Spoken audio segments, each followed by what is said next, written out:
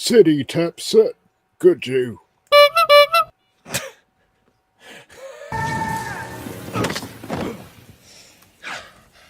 I have been falling for 30 minutes!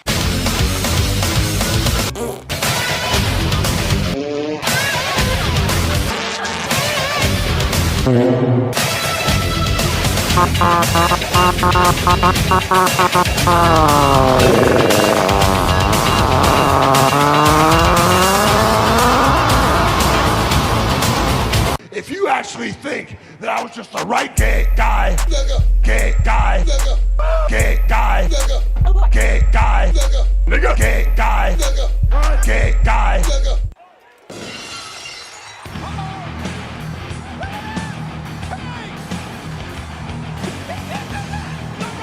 And you check your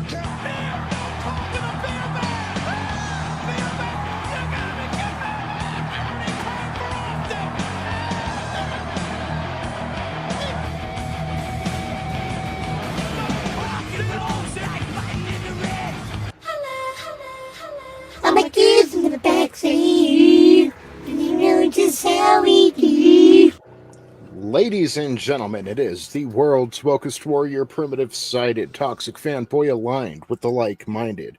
Tony Tone Deaf rocking with you. I want to welcome one and all to the Clown World Review. Happy February 15th, Tuesday, February 15th, and if it's Tuesday, that means there's only one place to be at 8 p.m. Eastern Standard Time. It's right here, the Clown World Review for the Monday Night War retrospective. We're going over the weeks of May 13th and May 20th, 1996 tonight. That runs us to the... Okay, so the first week we've got the go-home show for Slamboree 96, and then we're going to have the results show on the second week.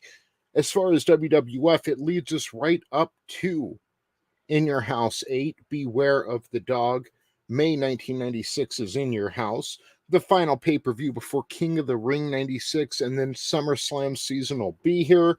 We'll be shaping up the second biggest show of the WWE year. So yeah, looking forward to that. Big things happening.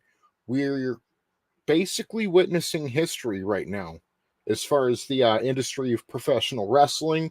I want to shout out Keely Chow. How are you doing, brother? I see you there in the chat. Not much going on here, man. Just a whole lot of wrestling on my mind. With that being said, allow me to introduce my co-host. I fucked it up. Allow me to introduce my co-host with the most, Mr. Etep Wokuian from Etep Wokuian's Place to Be Reviews. How are you, brother? Excellent, man. Thank you for having me. And oh, there we go. The camera's work. The camera wasn't working a minute ago. I'm like, my screen went completely blank. I don't know. It looks like the new Bel Air show. Lord, I apologize. I'm glad to be here, man. Ready to talk some wrestling. I got to Hillary. Dude. Okay. No, I'm not going to get into that right now. She's just some basic bitch. She's like Karen Parsons with something special. Karen had a unique, like you always talk about, like that unique beauty about her. That's what Karen Parsons had. She did. She had that, like, just like she was just like, you don't look like facially. It's like they say you see the same faces when you see so many people, you know. She was just gorgeous. This girl that plays Hillary now is she's attractive, but a normal attract. You know what I mean? If that makes sense. Yeah. It's a terrible show. It's a terrible show. I'm just ready to talk wrestling after that shit. Yeah, like some late 2000s WCW. Yeah. Yeah, so God, I don't like, isn't that the last thing we need? Like, what the world needs right now is a collective laugh. And instead we're taking one of the greater sitcoms of the 90s and turning it serious. Like, why? Yeah. Is that what we need? Is that what we need? You mother bought and paid for stooges. So, but yeah, we'll go into all the strings that are pulled, all the agendas that are filled, everything that goes into writing your basic Hollywood TV show. And we'll do that another day. Maybe on the Hi, I'm New to the Internet cast number 3. Coming soon. Next time, I don't think I'm going to be doing the show on Tuesday, and then we do, and I didn't watch wrestling. So, yeah. Remind me, we'll talk about that then.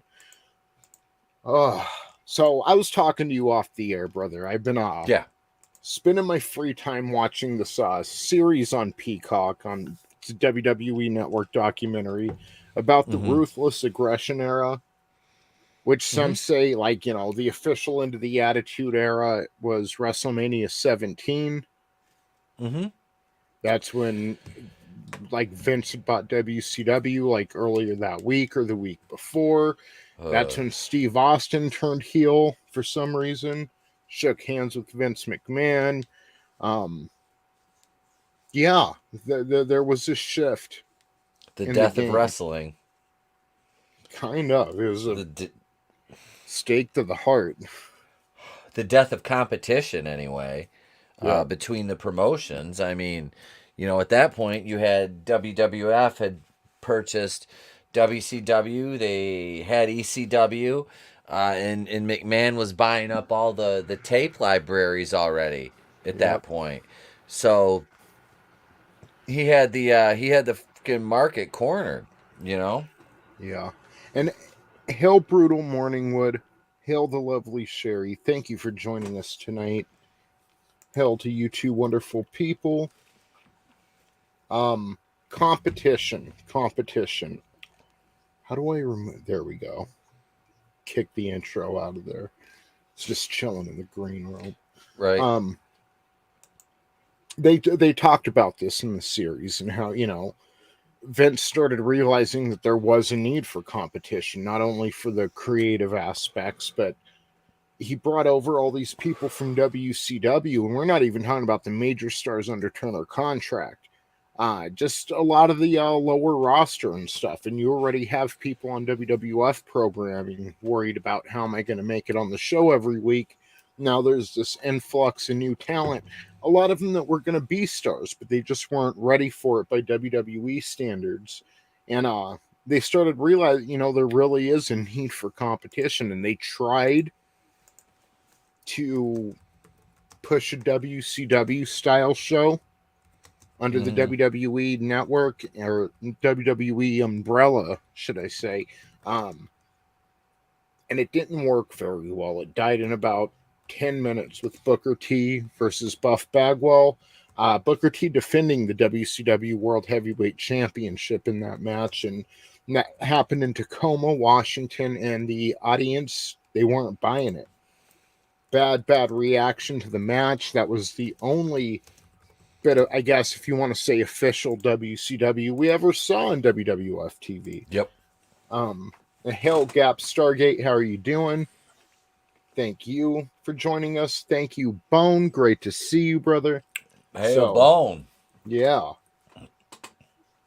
So, yeah, they went ahead, they started the draft and tried to make it work, and I say they did a pretty good job for a while, and if I'm not mistaken, in modern times there's a brand split, so but it's just not, you know, they were talking about towards the end of the Attitude Era that it wasn't organic attitude and grit. They were trying to be like gritty at that point, and it just didn't come across well over screen. And kind of the same thing with the brand split. It's not organic competition. Now that you have the creative over on Raw trying to outdo Paul Heyman over on SmackDown, and Paul Heyman trying to outdo the creative over on Raw. So there was some sense of inner competition, but that really didn't come across as well on the screen, I don't think. That's the problem. You know, you can book things on paper, and they're not going to translate into reality. You know what I mean? And that's the problem with a lot of this shit. But a lot of that, it boils down to bad booking. Yes. Yeah. That's what it boils down to. The wrong person. Yes. It's like look at how many times did we see John Cena versus Randy Orton? How many times do we see that program play out? And we're like, we just saw this like 3 months ago. Oh, John Cena and Randy Orton. That's what the kids want. It's like, no, you've got a roster full of talent. What are you doing? And they just continue to push the same people. And it's like, Zack Ryder is a perfect example of this. He got over on his own with no help, like no push really. Like he was over. And Vince just continues to shit on the guy. Hey, let's put you in a wheelchair, make you fall in love with Eve in that angle, and then have Cena completely just like steal her from you. Because how dare you get over on your own? That's it. Guys get punished for getting over, and if they're not John Cena or Triple H, and it's horrible for business. It's horrible for your fans. Like you can't continue to do the same thing that nobody wants to see, and then get mad at the guys in the angle when they get over on their own and without going into business for themselves. You know what I mean? Yeah. So, hail superfan Adam Shawhan, thank you for joining us, brother. I want to address something Gap Stargate. Okay. Gap Stargate mentions here the Cody Rhodes leaving AEW, and I've heard something about WWE might be prepared to make a big offer. So, number one, I haven't kept up with AEW lately in the past few weeks or so. I'm not sure if this is a work or not, just because he has his reality show on the Turner Networks and he was an executive. But yeah, Tony Khan released a statement. And as far as we know, without any other evidence, I mean, it looks like Cody Rhodes has left AEW. And my friend was telling me he was wanting kind of, CM Punk money. He was wanting a bigger paycheck, which, kind of like number one, CM Punk isn't even the same star that CM Punk used to be in. And that's not a knock against him at all. It's just he's gone for so long. You lose momentum, you lose a little bit of your edge, and he'll probably get it back. I like CM Punk. He has a passion for the business when a lot of people don't. He's not Lex Luger. Cody Rhodes isn't a star. He's just not. Like, you either are a star or you're not. It's something that can't even really be taught. I think one of the biggest mistakes they made was giving him a win over Malachi Black, because this guy, Etep, you should have seen it. Malachi Black, he was Aleister Black in the WWE. Yeah. He comes over, and I mean, this dude's on fire right away. He's over right away, and he's impressing people, the audience. He was the heel that you love. He was just so cool, And he absolutely annihilated Cody Rhodes in their first encounter, and then after that was messing with his family. And it wasn't, if you're going along organically with what the story calls for. Hail the Sentinel, great to see you. Thank you for stopping in. Cody Rhodes shouldn't have gone over on Malachi Black, and that, add that with his pompous entrance, which I think is unironically pompous. Cody acts like he doesn't want to be a heel. He's trying to be a face, but that entrance is just so grandiose. I don't know. I'll have to watch his intro. I've never seen it. Yeah, it's just, he doesn't come out of the same area as the rest of the boys, and it's a little weird. So all I'm saying is, I don't think I don't know everything he does backstage. I know he works, and I'm sure he's paid appropriately for what he does, but he's not the star that he thinks he is. And I don't think it's going to do any favors if WWF or WWE makes him a major offer either. And they're not going to, maybe they'll push him, but it's going to be the same thing anywhere he goes, because he's a certain level of wrestler, and sucks, but it's not at the top of the mountain. Cody Rhodes is, and Sentinel kind of beat me to it. Cody Rhodes is and always will be nothing but a mid-carder. That's absolutely was my sentiment. Sentinel. I remember him in Legacy with Ted DiBiase Jr. and Randy Orton, and then who else was in there? There was somebody else. Wasn't one of the Samoans in there or some shit, but it doesn't matter. He was just he's like the definition of milk toast. He is. He's run of the mill. There's nothing. What did they call him? Stardust for a minute, something stupid like that. It was. It's just ridiculous. The guy is just not. He's just not all that. Like I don't understand.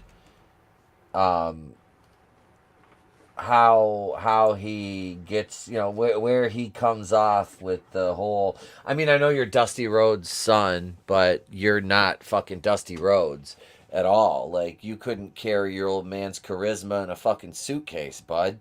And Dusty never had a good body. He was always fat, Yeah. but dude could work. He could sell. He could work the crowd. That's Cody. Cody just doesn't have that it factor. See, I'm watching an intro of him like rising up from the floor right now. Yeah, isn't it? Like, and that's always been his entrance. And like, since the first time I saw it when AEW was first starting, I'm like, huh? He comes Like, out of the floor like that every week. It's not just a special thing. He doesn't show up all the time every week, but yeah, that's how he comes out. Now, maybe when he's coming out for a promo or something, he might use the tunnel, but when he's coming out to like wrestle, that's how he comes out. And it's just a little weird. Like, and the Sentinel had mentioned right here, Cody was on track to have a TNA Jeff Jarrett reign of terror, and then he left. That's kind of what it reminds me of, and that was one of the biggest turnoffs I had from TNA. Like, Daddy bought this company for me type of thing. Jeff Jarrett thought he was a much bigger star than he was, and maybe he deserved a little more than WWF gave him credit for, but he wasn't. He was wanting main event programs with Steve Austin, and I don't think Jeff Jarrett was that good. I like Jeff Jarrett, but he's not a main eventer. Yeah, maybe at like No Mercy or something, or like one of the off brands. Yep, he could do an off-brand pay-per-view. Jarrett was a solid like U.S. heavyweight champion type. Like I honestly thought he carried the world title well in WCW at that point, because you had such a mass exodus of the other top talent. So you were down to guys like Jarrett, and then Booker T elevated his game. Scott Steiner was on a freaking tear. Sorry, I don't mean to cut you, but even in WCW, it's not that same feeling of like Jerry Jarrett buying a wrestling promotion and suddenly you're heavyweight champ.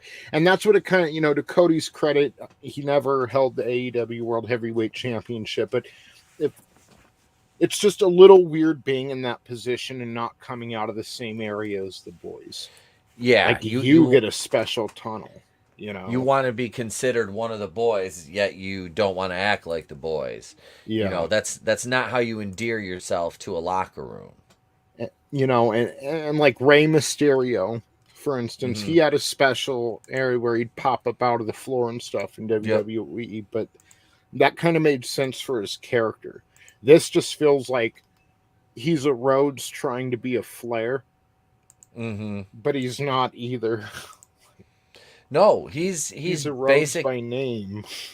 Yes, and Sentinel said Dustin Rhodes is a much bigger star than Cody ever was. Yeah, his Gold Dust gimmick was, as much as I didn't like that gimmick, it was over as fuck. Like, I mean, he was way, way more over as Gold Dust than he ever was as, just Dustin Runnels or what other, Seven. Remember when he was Seven in WCW? Oh, we'll get that. We'll get that.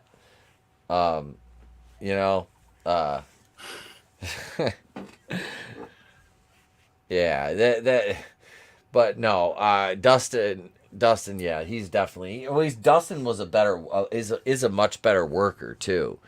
That's the thing is like Dusty had all the charisma in the world, but he just had like literally like the guy sitting at the end of the bar, that kind of body, you know. And whereas the other, Cody probably has the best physique out of all of them. Is probably, I don't know, maybe, I don't know, Dustin I would say is a more technically proficient worker.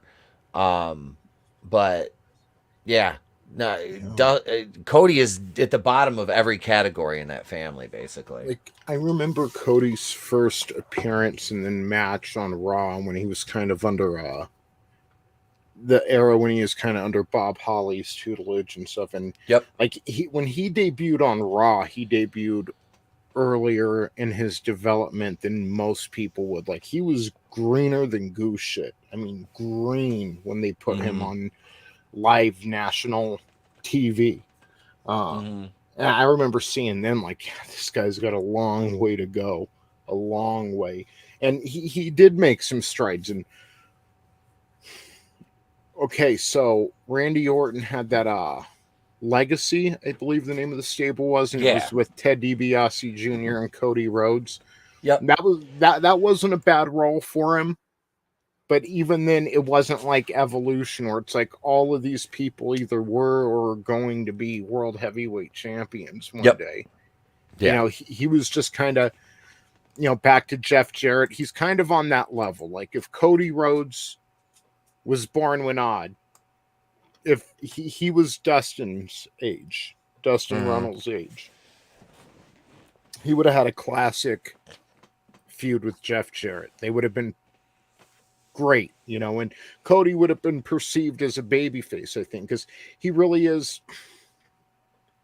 If it wasn't for his perspective, he wouldn't be a bad babyface, but it's that the audience is starting to kind of see through the facade. And I remember when they started booing him when he was wrestling Malachi Black, and it wasn't a good, like, The Rock and Hogan WrestleMania 18, where they both embrace their roles on the fly and just evolve with it as it goes.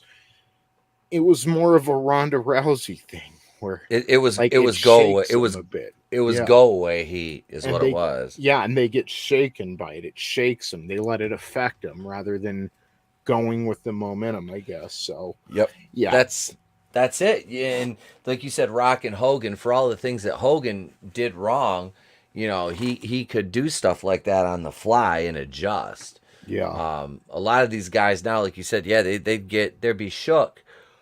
And that kind of brings us to that word again. That's the difference between a performer and a star. Yep.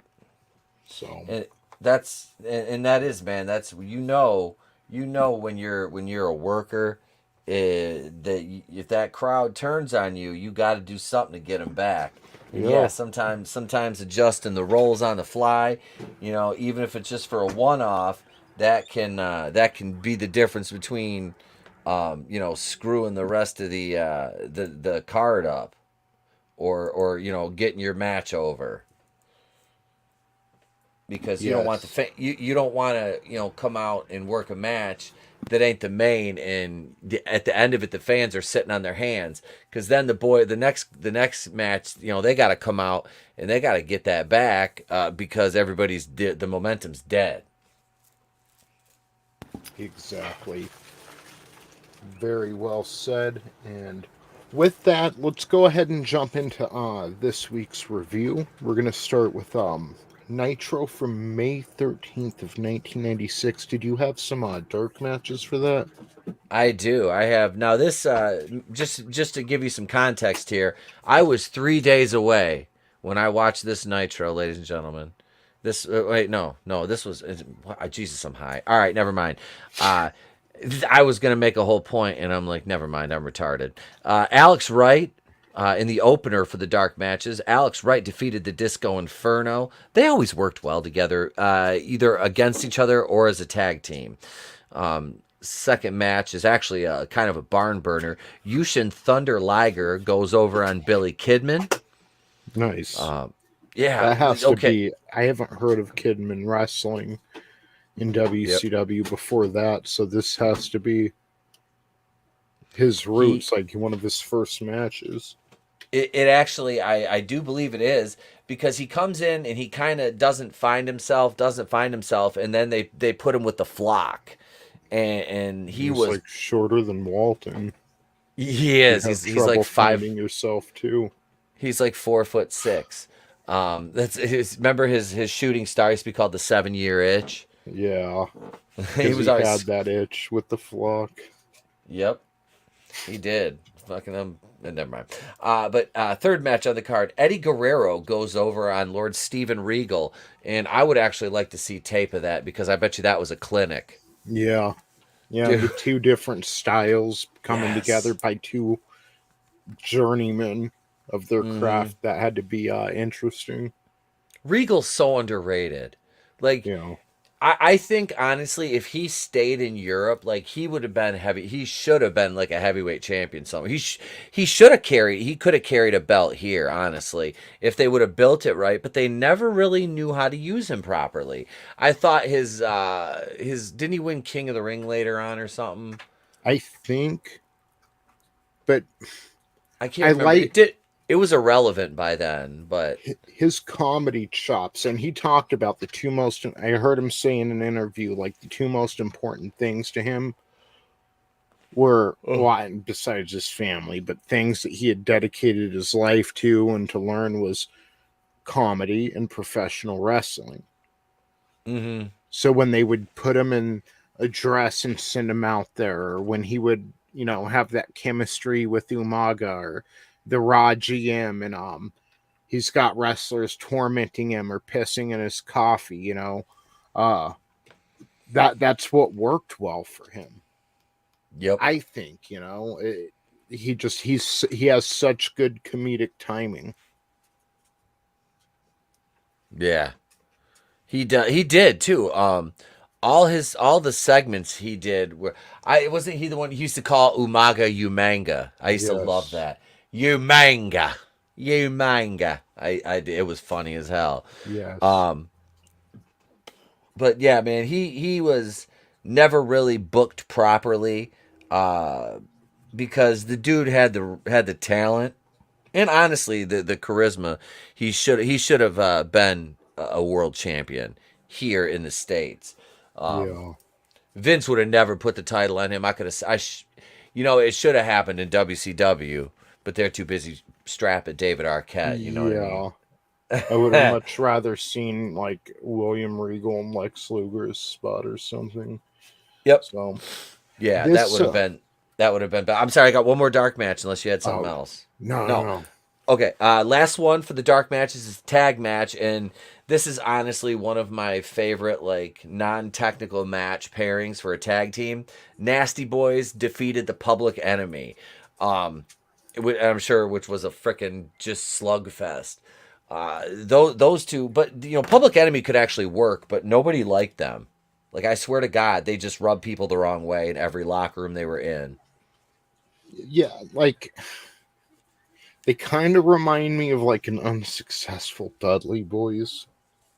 But Dudley see, they were the Dudley Boys before the Dudley Boys did the whole table stick. But they could never build that connection with the audience that the Dudleys, whether they were heels or faces, like Bubba Ray was kind of a godsend in that point. He was really good at capturing an audience and getting them to react to him.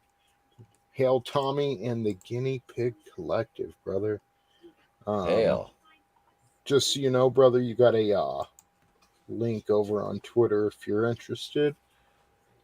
So, yeah, in this episode of Monday Nitro, May 13th, 1996 emanates from Nashville, Tennessee, with a rating of 2.3, making them the weekly loser 3 weeks in a row now. To Monday Night Raw, who decimated them with a 3.5. Raw has been kicking Nitro's ass since Hulk Hogan left. Which is sad because on a lot of these, I feel like Nitro is the more solid show. So it is what it is. Hogan was, he was more over back then. We've got the gift of hindsight, I guess, and not that Hogan was horrible either. It's just, yeah, you can see through his shit after all the rumors and controversies. It seems like he was a lot funner to watch the first time around. So the show starts with footage of Lex Luger, who was camped out in front of the arena the night before to ensure he did not miss his title shot against the Giant, because if you remember last week, he no-showed his title match on Nitro. He also had no-showed it the Saturday before on WCW Saturday Night, and then he ran out in an awkward time when it almost seemed like he was going to save Ric Flair. Mm-hmm. And that had Sting confused. Like, where have you been? Like, why are you running out now? Like, why did you no-show your title matches? And it's continuing the chemistry between him and tag champion Sting. They're the tag team champions together. Lex Luger is a heel, Sting is a babyface, but they're best friends. So, they're really playing that up, and they should, knowing WCW, definitely pay that off here soon. So yeah, Giants camped out, or Lex Luger's camped out in front of the arena for his shot against the Giant. If he is able to capture the WCW World Heavyweight Championship, Sting will still get his title shot at Slamboree. It'll be Luger and Sting going at it, which adds a new dynamic to this match here.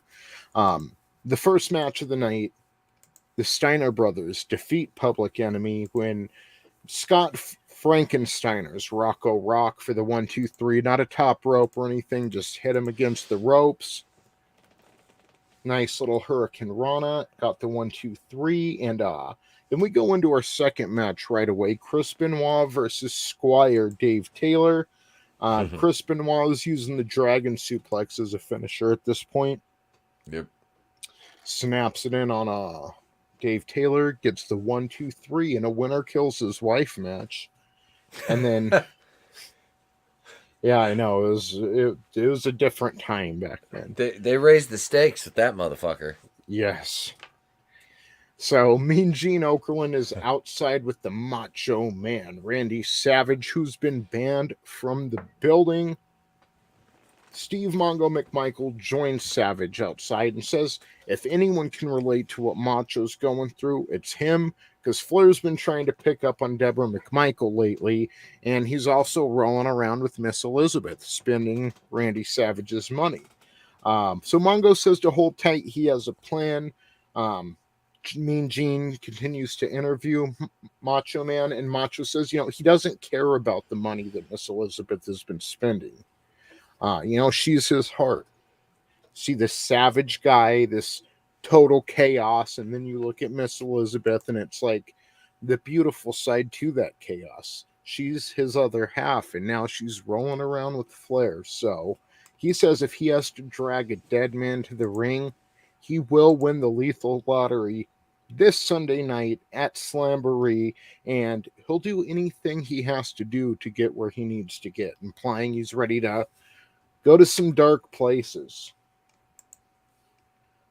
You know what we get next, Etep?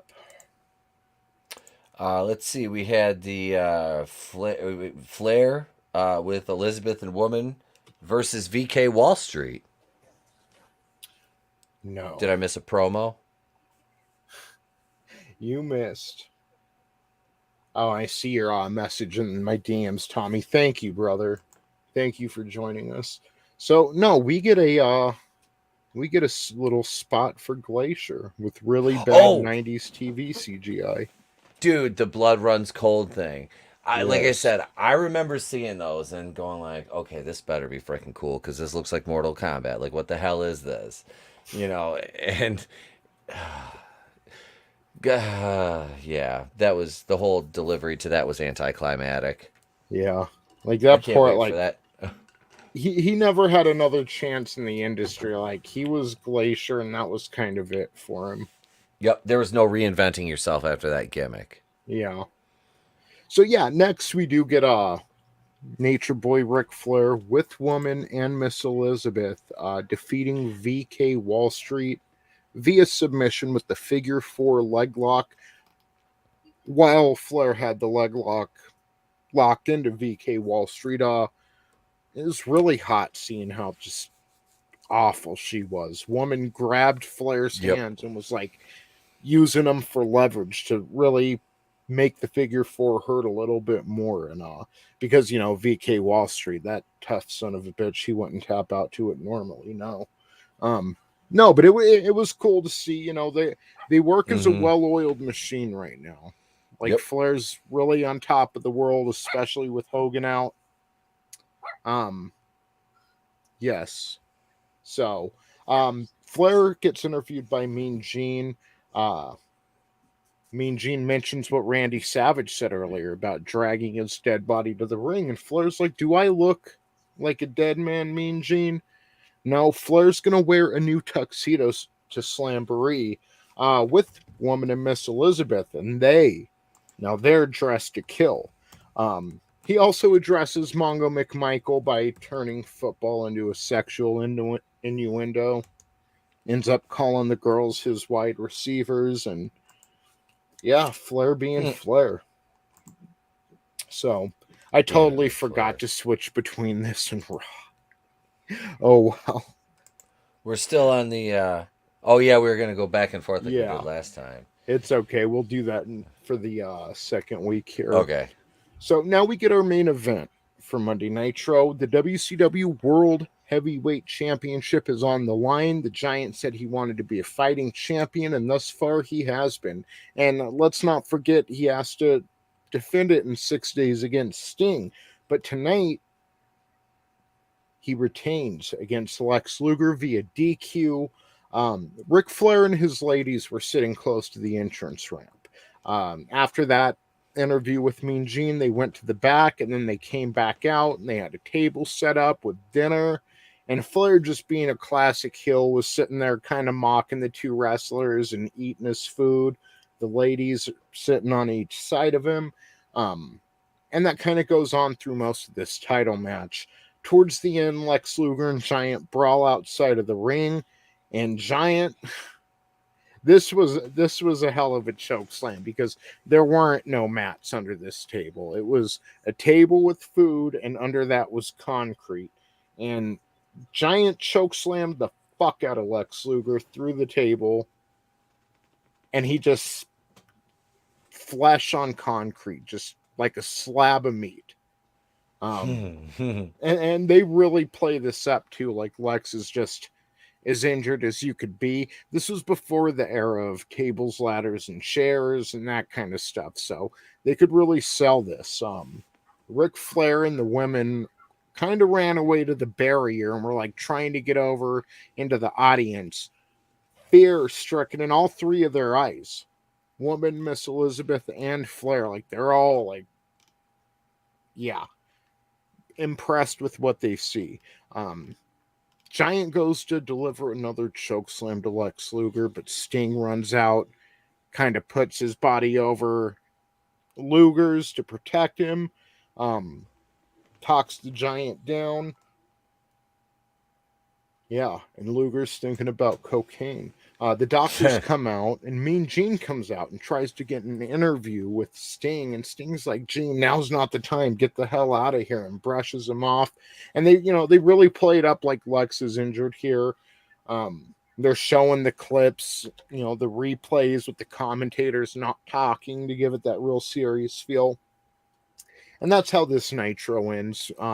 We go over to the commentator booth for a bit. Bischoff, Mongo, and Bobby Heenan talk about what they just witnessed. And the big thing is, is Lex Luger going to be okay? So his stupid face will never be okay. No, never. Never. So pretty good episode of Nitro. Definitely exciting. Not the winner this week. Again, Raw pulling in a pretty monster 3.5. And look, they've been in Sioux City, Iowa now for weeks. So for them to be kicking Nitro's ass, who's live, this is a little insane. But You know what? I mean, more power to them. You know, because they're gonna lose for like what 87 weeks straight. Coming 83. up here soon. 83. Yeah, That's because that's Eric Bischoff's podcast name is 83 Weeks. that's awesome. So Raw begins with Ahmed Johnson defeating Zip of the Body Donnas with Sonny and Skip. And before the match, Sonny tried using sex on Ahmed, but he called her trash. During the match, Skip switches with Zip several times, and the ref doesn't notice, but it didn't matter because...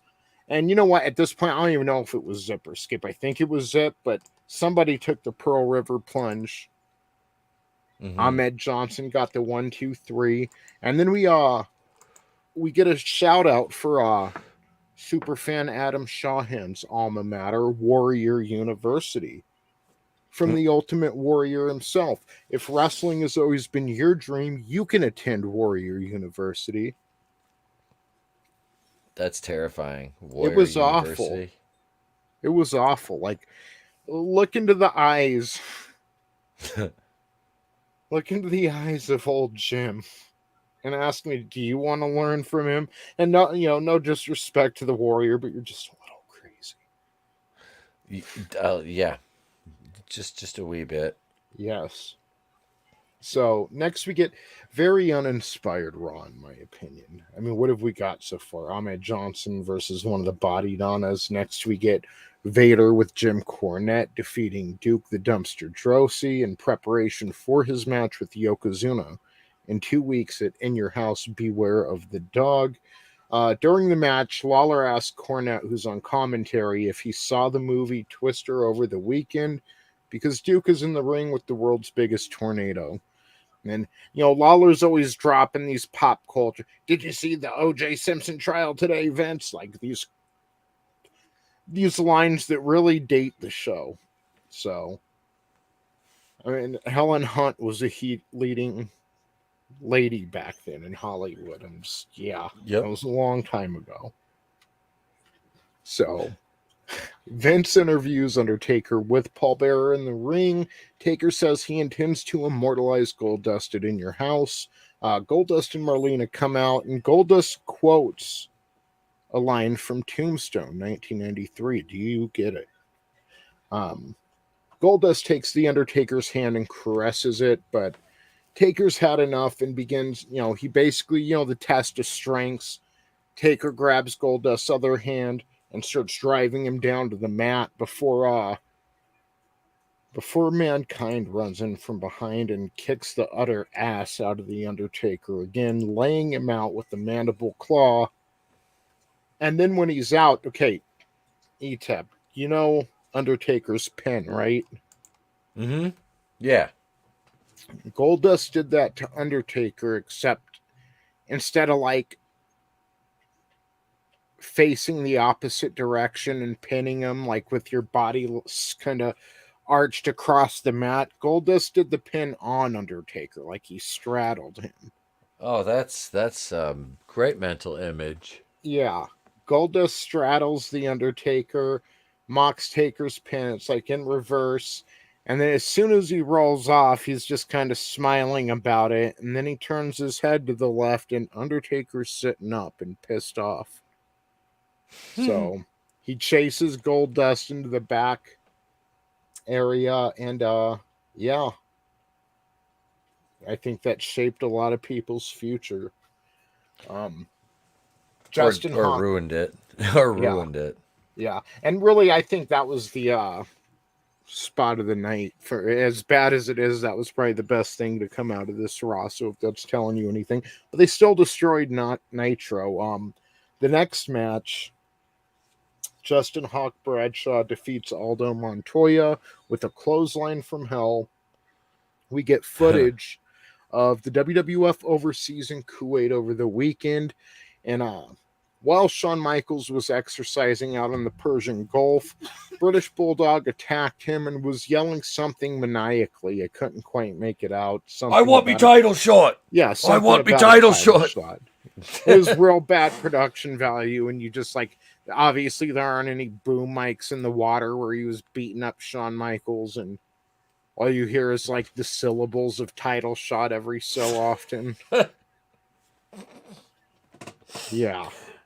And this is that weird time. Like, it's like Vince said, okay, who is the least charismatic person we could put out there with our brand new star to help get them over? And somebody mentioned Jose Lothario. It's just a weird, like, Rick Rude made more sense in DX than Jose Lothario and Shawn Michaels being together. Yeah. Yeah, it's the guy who trained him, you know. It's like he's gonna walk him out to the this is pretty soon you're gonna have Sherry Martel with them. That would be like Gentleman Chris Adams kicking it with Stone Cold Steve Austin. It's just it doesn't make sense. No, there's no rhyme or reason for it. It's absolutely ridiculous. Yeah. Yeah, Sean's sexy boy gimmick, and he comes down with this old Latino man. Yeah.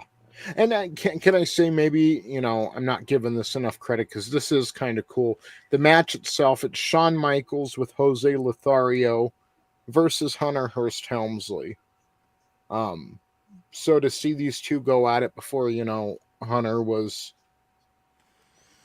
you know, seen from a certain perspective, you know, back then he was just kind of a lower carder, and they had a good match. They had you know, Shawn made Hunter look good. Hunter made Shawn look good. And during this match, Mr. Perfect stepped out on the entrance ramp to watch, but he ends up not making a move on either competitor. He's just watching the match with, of course, ending in a Shawn Michaels victory. He's on top of the world right now. And then we go to the final segment of the night. Backstage, Jim Ross was with the British Bulldog. Bulldog incoherently screams something into the mic regarding in your house in a title shot. I swear that's all you can make out. And Raw goes off the air. I mean, completely decimating Nitro the week of May 13th, 1996. Kind of insane. It's like, how? With they didn't even really do anything. Yeah. I don't know. Yes.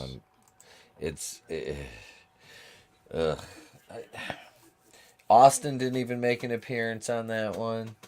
No, but they hyped him for next week. He's going to be, who the hell is he going to be wrestling here? Wildman Mark Merrow. Yeah. Yep. So I thought that was interesting because we're at a point right now where they're trying to find what's best for Steve Austin. They don't quite know the star he's going to become yet, but they're trying to make Wildman Mark Merrow into a star. So I'm like, are they going to put him over Austin? But we'll get to that in just a few. Jose Jalapeno on a stick, yes. It was supposed to be a Caribbean strap match, and then someone busted out the stick, Parrot Head. Yep. And good job, Keely Chubb, but I want me title shot. You need to learn proper English. I want me title shot. You got to speak the Queens. You got to learn how to speak the Queens. Superfan says, Tony, next week, 3 hours before the show, I will be doing a watch party for that week's shows on my channel for anyone that wants to come watch the show, for all you in the chat. So, yeah, next week over on Superfan's channel, 3 hours, 5 p.m. Eastern Standard Time. He's doing a watch party. If you guys want to check that out.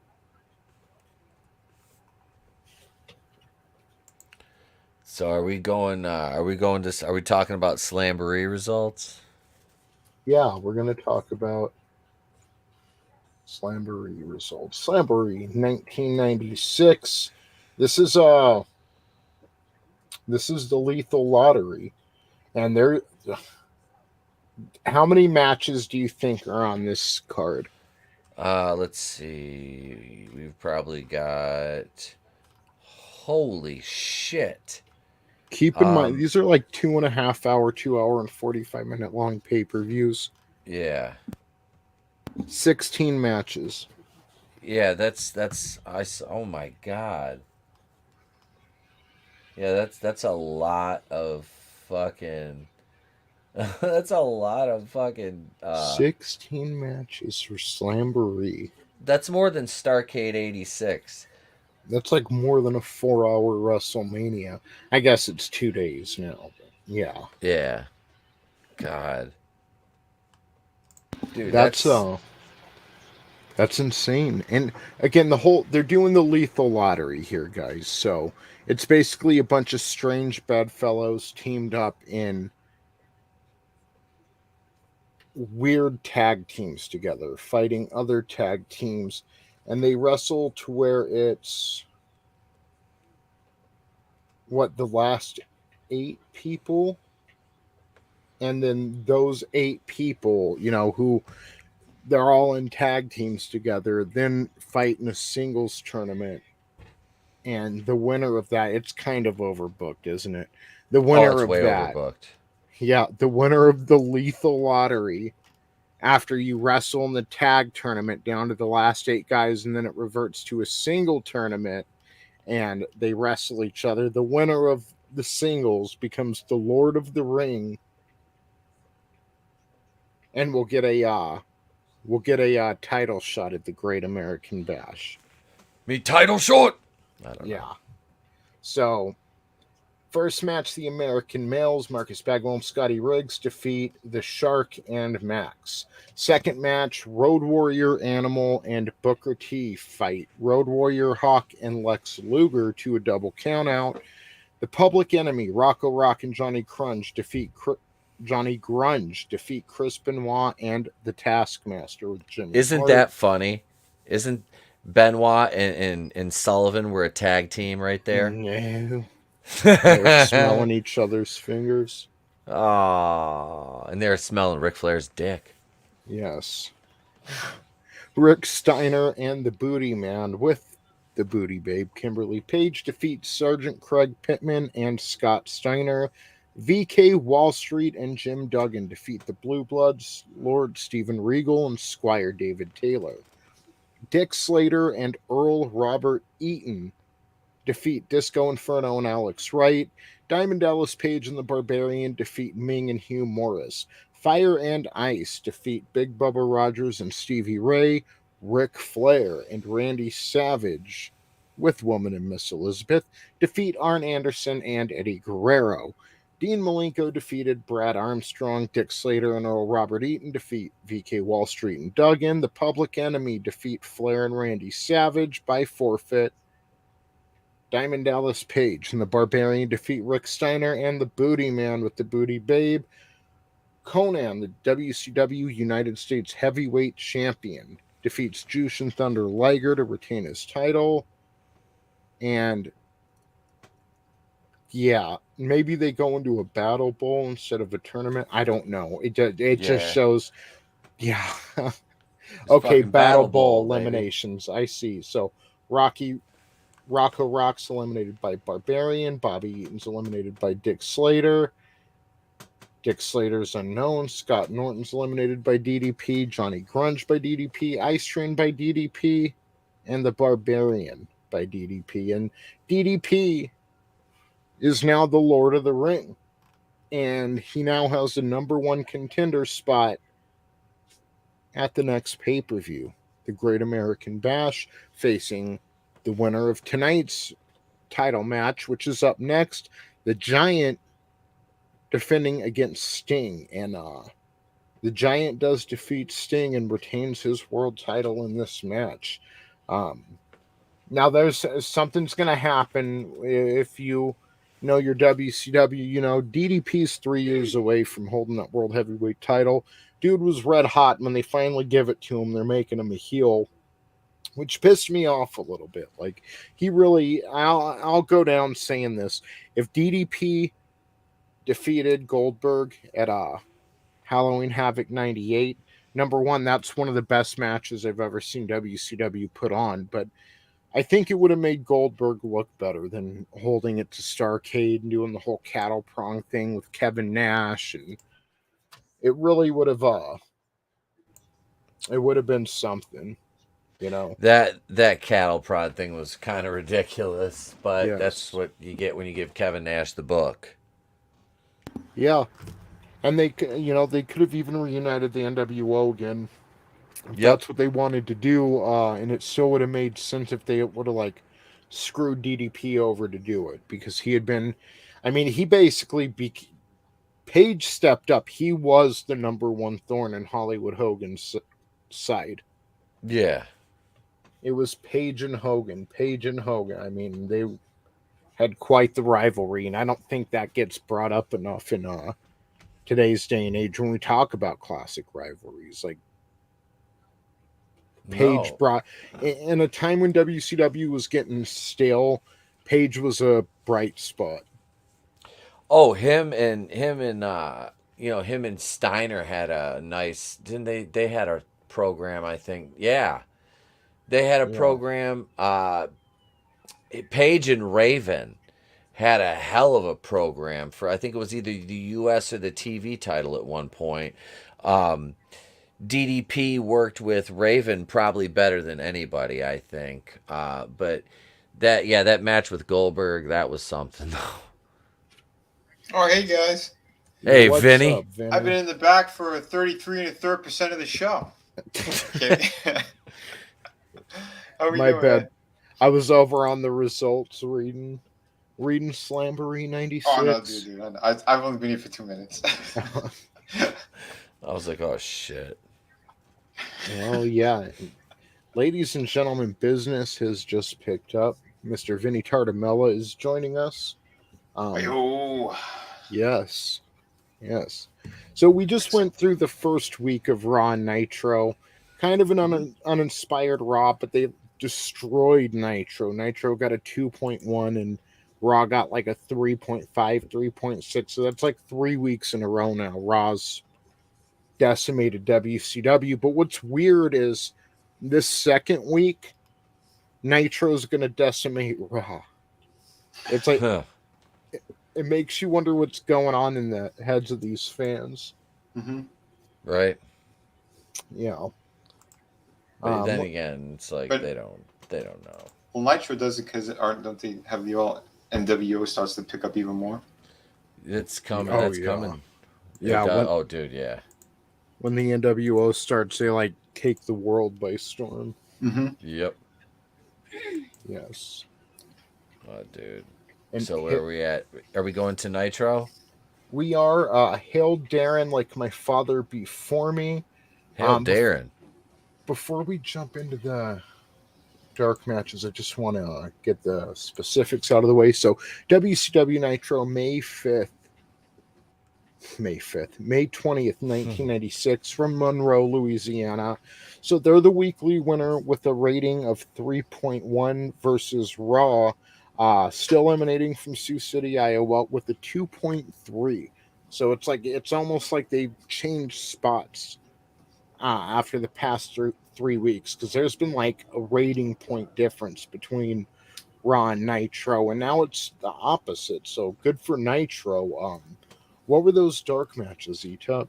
Oh, we didn't have any on this one. I was just asking for this one we were going to do. No, yeah, we don't have any dark matches. I thought we did, but I'm tarded. No dark matches. Fucked up. No, there's no dark matches, you racist. No Joe Rogan's here. No. So no. By the way, did you guys see the UFC? That one dude who spoke up on behalf of Joe Rogan. Yeah. That was Who was it? I don't follow it that much, so I don't know the guy's name. I don't remember it. But this black guy's like, he's like, oh, I'll take this, because they were asking about the Joe Rogan stuff, because apparently they kicked him out of all that as well. And the guy goes, he's been a fantastic guy. He's been awesome the whole time. I've known him forever. He goes, you know what they're trying to do? He's got the biggest platform in the world. That's what they're trying to do. They're trying to shut him down because they don't want the truth getting out there. He goes, F them. And then he goes, Joe's my N-word. And then he throws the mic down. Hell yeah. And everybody applauded. Nice. Awesome. Yeah, they were chanting for Joe at that last UFC event. And I think it's an ESPN Disney thing. It's not like, Dana White. Dana White's based. Oh, Dana White's based as fuck. Yeah, he'll say what needs to be said. So it's not really UFC. I don't think it's Disney giving them shit. Yep. I hate that they're involved with ESPN. Dude, ESPN's woke as hell, though. Let's be honest. Oh yeah, like they're terrible. Mm-hmm. There was they had a whistleblower. Project Veritas did a thing on them. Yep, that's exactly it. And I know we wanted to talk about stuff, but Drew didn't have the show tonight. I know. Damn it. Yes. Dude, the opening match for Nitro was for me, I like this because it's kind of a hoss fight, but all of them can wrestle except for like Ice Train. Scott and Orton can work. The Steiner brothers can work. Ice Train's just kind of there. But they at least they let them go to a double count out, because remember they debuted Fire and Ice, and they put Steiner's over on them. Mm-hmm. Like they debuted them and just like make them lose. It's like you're trying to build these two up to be monsters. Like feed them up a jobber team, or some decent like mid carders, decent curtain jerker match. Let them squash them. Do that like 2 weeks in a row. Yep. Maybe the third, give them a little more difficult. Give them about a 5-10 minute match.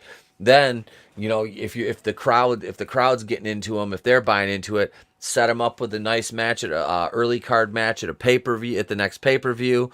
Let them go over there and see how the momentum's going. Then you move them into the tag title picture if they're picking up momentum after like a month or so. You know what I mean?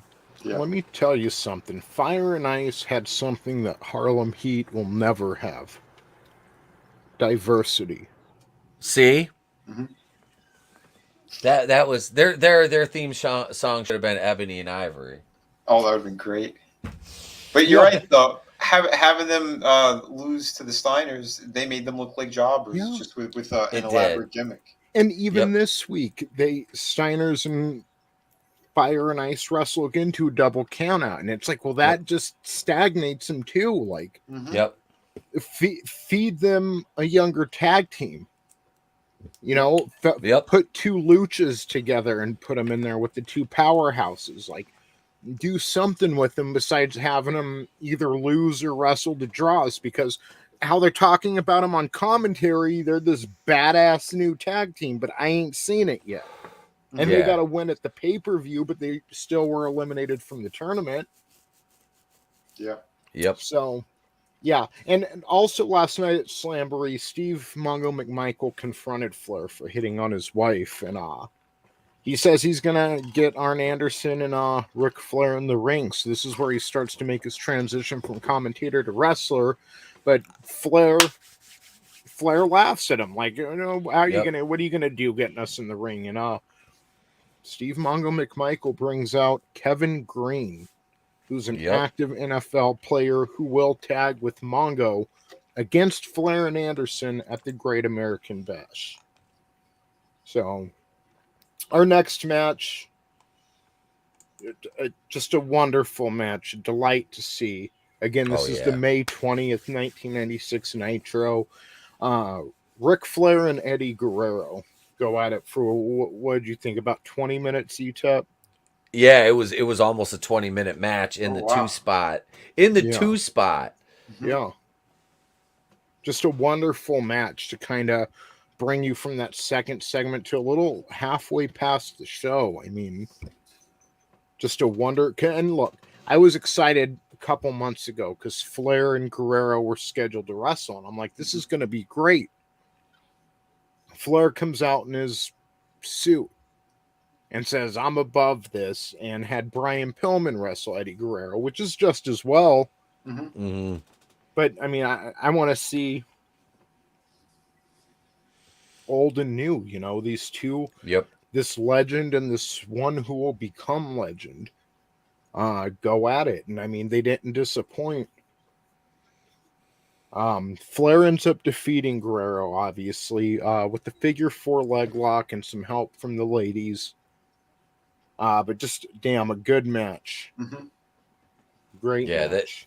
Dude, the contrast in their styles, like, And people say that Flair can't work, like he can't actually work. He only does so many moves. It's like, no, he can work. Like he worked that match with Eddie, and he still worked the exact same match he always does. But but he could work with anybody. That's the beauty of Ric Flair. He was so versatile. Those slaps. Oh, his chops. Oh, dude, the chops. Yeah. Oh, yeah. His selling to the giant is like hilarious. Like he's making the crowd laugh the way he drops to his knees, and he's good at what he does. And these people who say, "Oh, well, he does the same moves," it's like you go do this day in and day out for years. Like you've got to find ways to conserve your health, to make sure you're healthy enough to not only give these fans what they paid for, but you got to think about the next 4 nights too. On top of training and autograph sessions and maybe getting some time to yourself. Propeller dicking on the plane. Yeah, propeller dicking the stewardess. Well, you've always got to have time for propeller dicking. I mean, let's be honest. If you're not propeller dicking, all right, what are you really doing with your life? Right. You're not doing it right. Yeah. No, I'm just like, until you try to spin your penis at a random stranger with a ripped quad, don't judge. Right? With that ripped quad. That was great.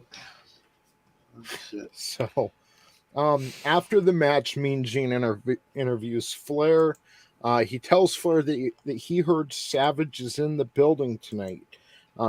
Flair claims Randy Savage is in jail and that Flair's teaching Miss Elizabeth a new way of life.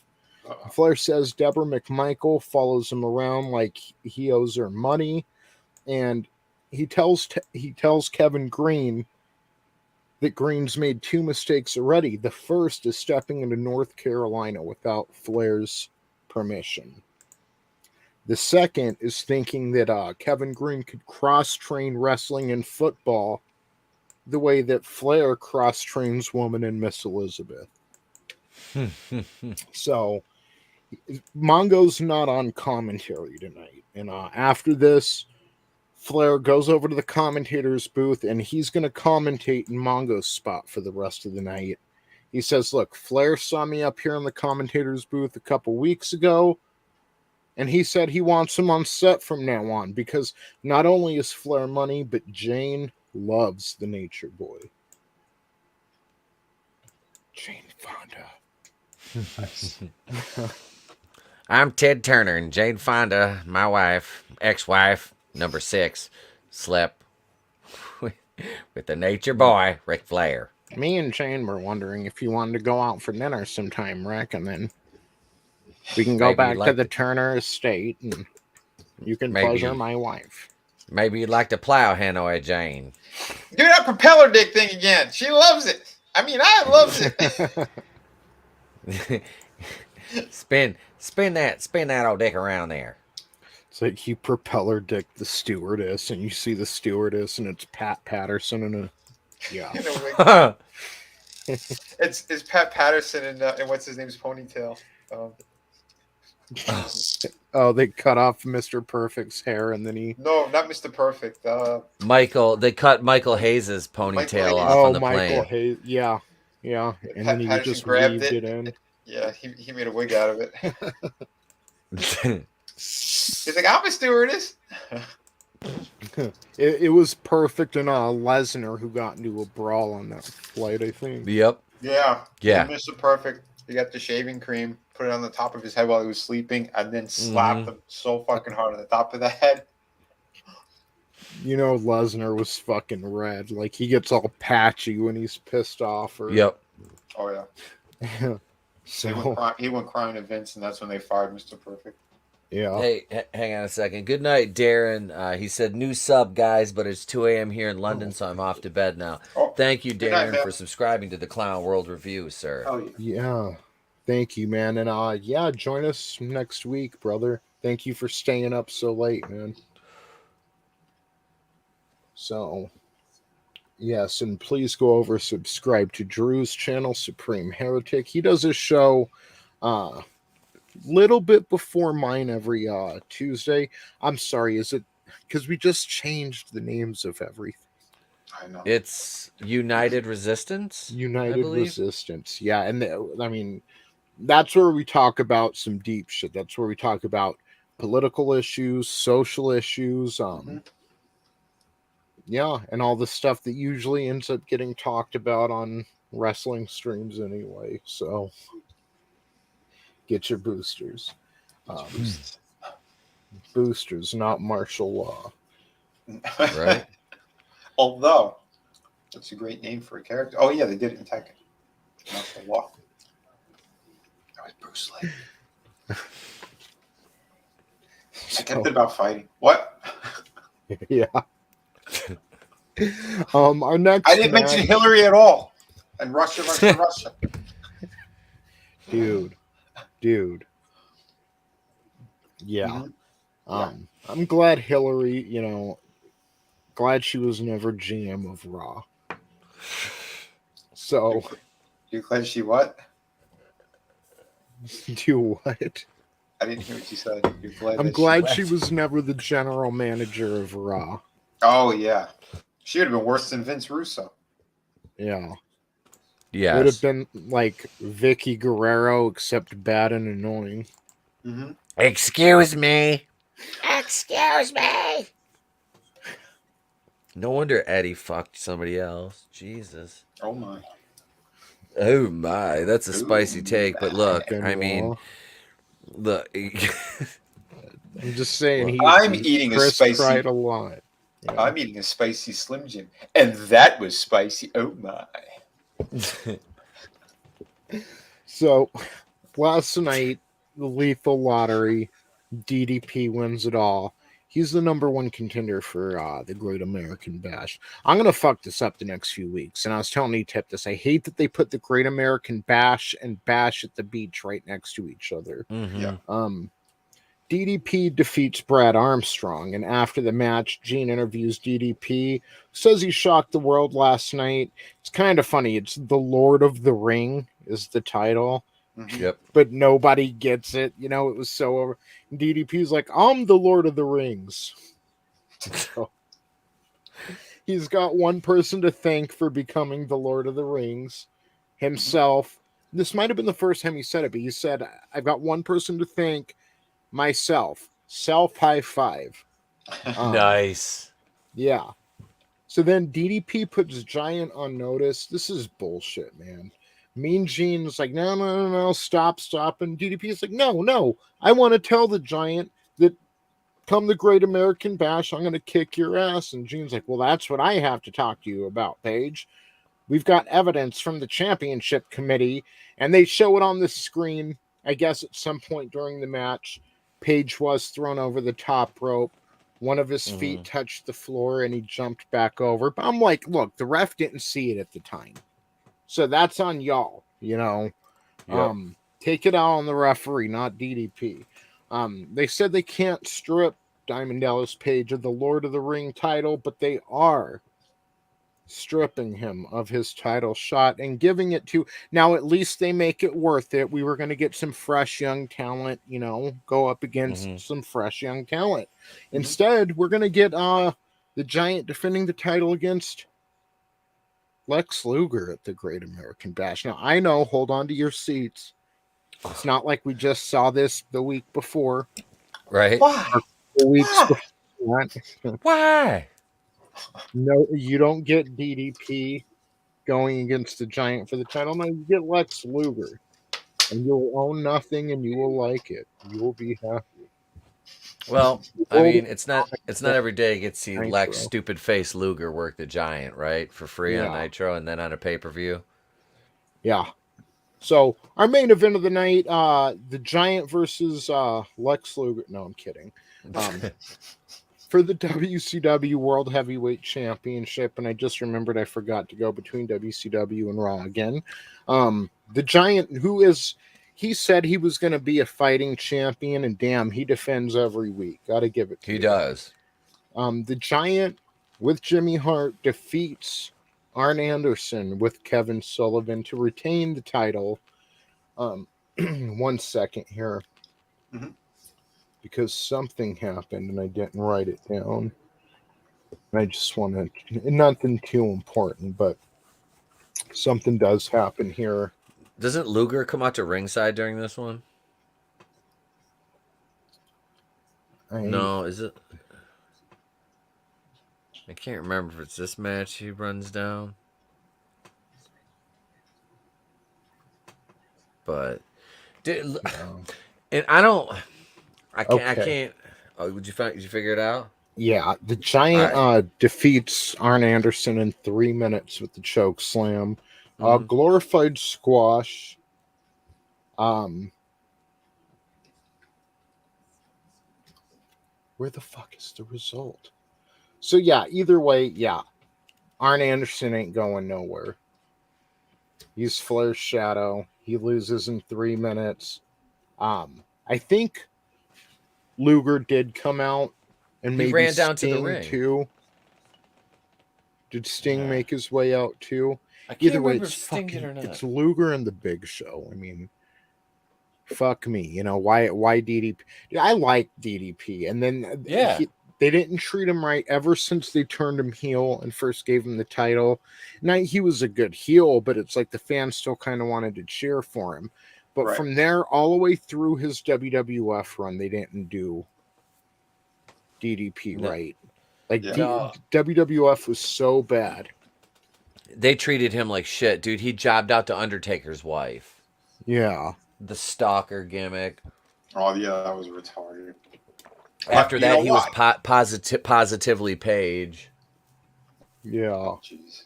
But you know why they did all that to him?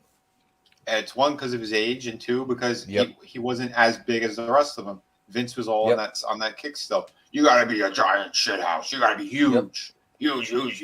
Yep. Here, shoot this into your ass every Tuesday. And then take steroids. Come in and, have Pat Patterson shoot this into your ass and then take your steroid injections afterwards. Yeah. So, you know, Pat Patterson's gay. Like that fat not anymore. Frog in Jersey. Not anymore because he's dead. Not the frog, Pat Patterson. Oh, sorry, Tony. Go ahead. Well, fingers crossed on the other one. At least he's not a gay gazelle from Florida. That's all I'm saying. So this is true as well. Not your neck of the woods, Vinny. Not your neck of the woods. Vinny's like, ain't no gazelles in my hood. Nope. Originally from Alabama, but moved to Florida. WWF Raw from May 20th, 1986. Sioux City, Iowa, 2.3 weekly loser. Raw begins with footage of WWF's house show last night at Madison Square Garden. The Body Donnas are no longer the tag team champions. The Godwins did defeat them. And in the ring is Steve Austin with Ted DiBiase preparing for Austin's match against the Wild Man Mark Merrow. They wrestle to a disqualification when they're actually having a pretty decent match. Two young up-and-coming stars in the WWF. And then Savio Vega runs in and attacks Austin only 6 days out from their Caribbean strap match at In Your House, Beware the Dog. So Austin goes to the back. Ted DiBiase actually jumps on commentary, and Savio Vega stays out there to wrestle the 1-2-3 Kid, who he defeats. It was okay. Not the most. It was nice to see Stone Cold, but not the most exciting start to Raw. You know, Savio Vega kind of drags everything down, in my opinion. He's no D. What's that? He's no D-Lo? No. Yeah. Number one, you can't understand what he's saying. No, really. No, he was never like, you remember when they did like the gang wars with like DOA and like the Los Boricuas, was it? Yeah. Was it Los Boricuas? Yeah. It was just, I just never liked Savio. I didn't like Savio. Me neither. I don't know. I tried, man. Like, same thing with like Ahmed Johnson. Yeah. Like Ahmed Johnson too. I'm just like, this motherfucker's just like a big muscle bound like bum, you know, like he just there was no didn't I don't know. He never had any charisma to me. You know what I mean? Yeah, I and that's agree. why it's good we're getting the strap match in 6 days because after that, next Monday on Raw, the King of the Ring matches start, the qualifiers. Yeah. And we know where Austin goes from there, so put Oh. Savio in the rear view and Yep. yeah. Yeah, dude. So real quick, this strap match thing, and I don't know if I've told Vinny this, Tony. I'm pretty sure I told you this. So the promotion that I work for, right? Mhm. They were gonna do a strap. Did I tell you about that strap match they did? Yeah. Caribbean strap on. They did a Caribbean strap on match, and Keely Chow was there, and he got to see somebody get pegged. No, really. Jesus. Which On I mean, it was a gay casting frog. couch. so he was from Jersey. But no, so Frog was getting pegged. the one of the heel one of the heels, he's one of the promoters, right? Him and this dude, this other dude named Bojack are working an angle, and Bojack and Dennis are like, hey, we're gonna do a strap match, and they did the match, right? Like Dennis is the heel, right? So he's Bojack is a black dude, right? This is the And promoter's wife, right? Yep, the promoter's wife complained about this. Yes. So, mind you, one of the promoters of this promotion is just completely woke as fuck. Dude, like, he's like straight up like BLM, like white boy, BLM, like lay down in the street. You know, I mean, like male feminist, like, yeah, he's. Like Cody Rhodes? Yeah, basically, he's a cuck like Cody. How does he feel about fascists? He's very anti-Orange Man. Like, violently anti-Orange Man. Like, so when I was wrestling for them in 2016, that was really fun.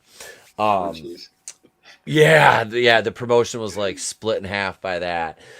So speaking of splitting in half, so his wife gets all mad because I nailed her in the bathroom during one of the never mind. Anyway, I'm just joking. So his wife got mad because Dennis, the heel, who's a white dude, was whipping Bojack with the strap they had tied around their wrists, you know, the slack on it.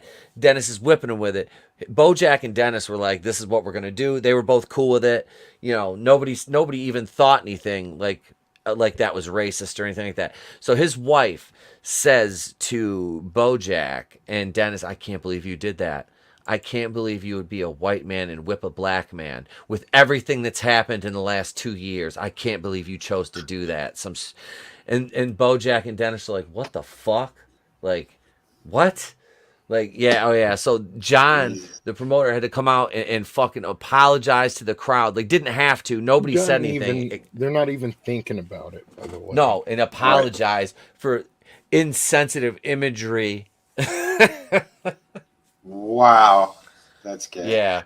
Yeah, that's like, who are we doing this for? Who's the fucking overlord that we're trying to impress? It's just us here on the Rock.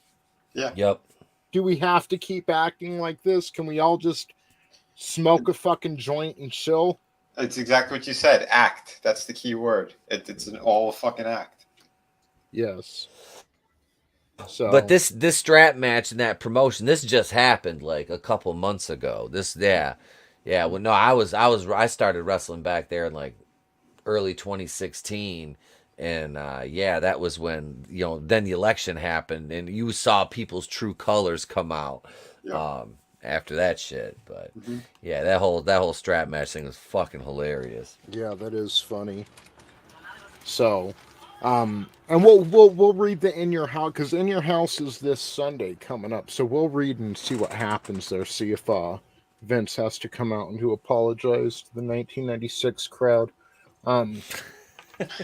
We get footage of the house show and the Godwins defeating the Body Donnas for the tag team championships at Madison Square Garden. Sunny tried to involve herself in the match, but that ended with Phineas Godwin kissing her and kind of tossing her from the apron, and then he pins Chris Candido, Skip, and they win the titles. Now we go over to Jim Ross, who's he just got done chugging a bottle of barbecue sauce, and now he's interviewing Paul Bearer on the entrance ramp. And they have the gold dust casket that Taker had made for their casket match here in your house. That's kind of in the background there. And JR asks Paul Bearer if Taker will be ready for Goldust after everything that's been going on the past few weeks between him trying to focus on Goldust. He's got Mankind attacking him all the time. You know, is Taker ready for this match? And Paul Bearer gives him, you know, the generic creepy answer for yes, we're ready for Goldust. This Sunday, Goldust is going to find out. No. Then we find out that Undertaker is actually in the casket between the two men. This is kind of, I love it when they do stuff like this in wrestling. Watch this. Taker's acting like he's all badass. You know, he's in the casket. And he says that he will be the one to seal Goldust's fate. But by the time he's done with that sentence, Mankind is beating the shit out of him again, and he's stuck in the casket. Are you going to show it? So, man, no, because we keep getting copyright claims. Oh, son of a bitch. Son of a bitch! No, son of a bitch! Well. Well. Yeah, put well, Grace shit. Put her on commentary for WrestleMania, please. She'd be Grace and JR. Grace, why don't all the black men win? Yeah. She doesn't know anything about wrestling. She's like, I like Lashley. He's my favorite of all time. I really think he's going places. I feel like Stone Cold Steve Austin has, ripped him off with the black vest. So Stone Cold was culturally appropriating his haircut. When she was like, Peter Parker is ripping off Miles Morales' suit. Like, what? What? She really said that? Yeah, because in the Far From Home, the second movie, Peter Parker had the black and red suit, which I guess debuted in the 80s for him. And Grace ran off. Now he is taking from Miles Morales with the black and red suit. Like, wow. Miles Morales took everything from Peter. Like, yep. She really is brain dead. Oh, she is. I think now's the time for me to try to hook up with her. Why would you want to now? We need Grace for WrestleMania, please. Yep. I think you're supposed to get it when they're in their prime, not when they're shit the bed, basically. I'll take. Yeah. She's not Amber Heard yet. I'll take what I can get. Early onset dementia. That's perfect. It'll be like a surprise every day. Look, she already has like a surprise face. She does basically like the Jim Ross. She's just like, she got a stroke. Trust me. After a day of every 5 minutes of, Steve, I thought you were dead, Steve. Oh my God. It gets old. So yeah, Mankind starts, fucking murdering the Undertaker, who's stuck in this fucking casket like an idiot. Fucking Mankind, Taker has not gotten one over on this guy yet. And he's like acting like he's scared, like he's not even acknowledging Mankind in between the beatings. So Mankind has rope with him, and he fucking ropes the fucking casket shut.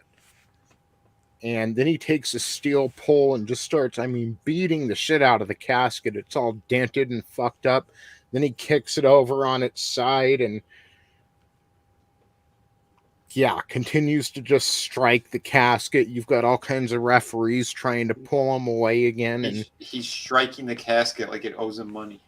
Yes. And I'm like, why would you beat the casket at first? By the time he was done, it was pretty fucked up.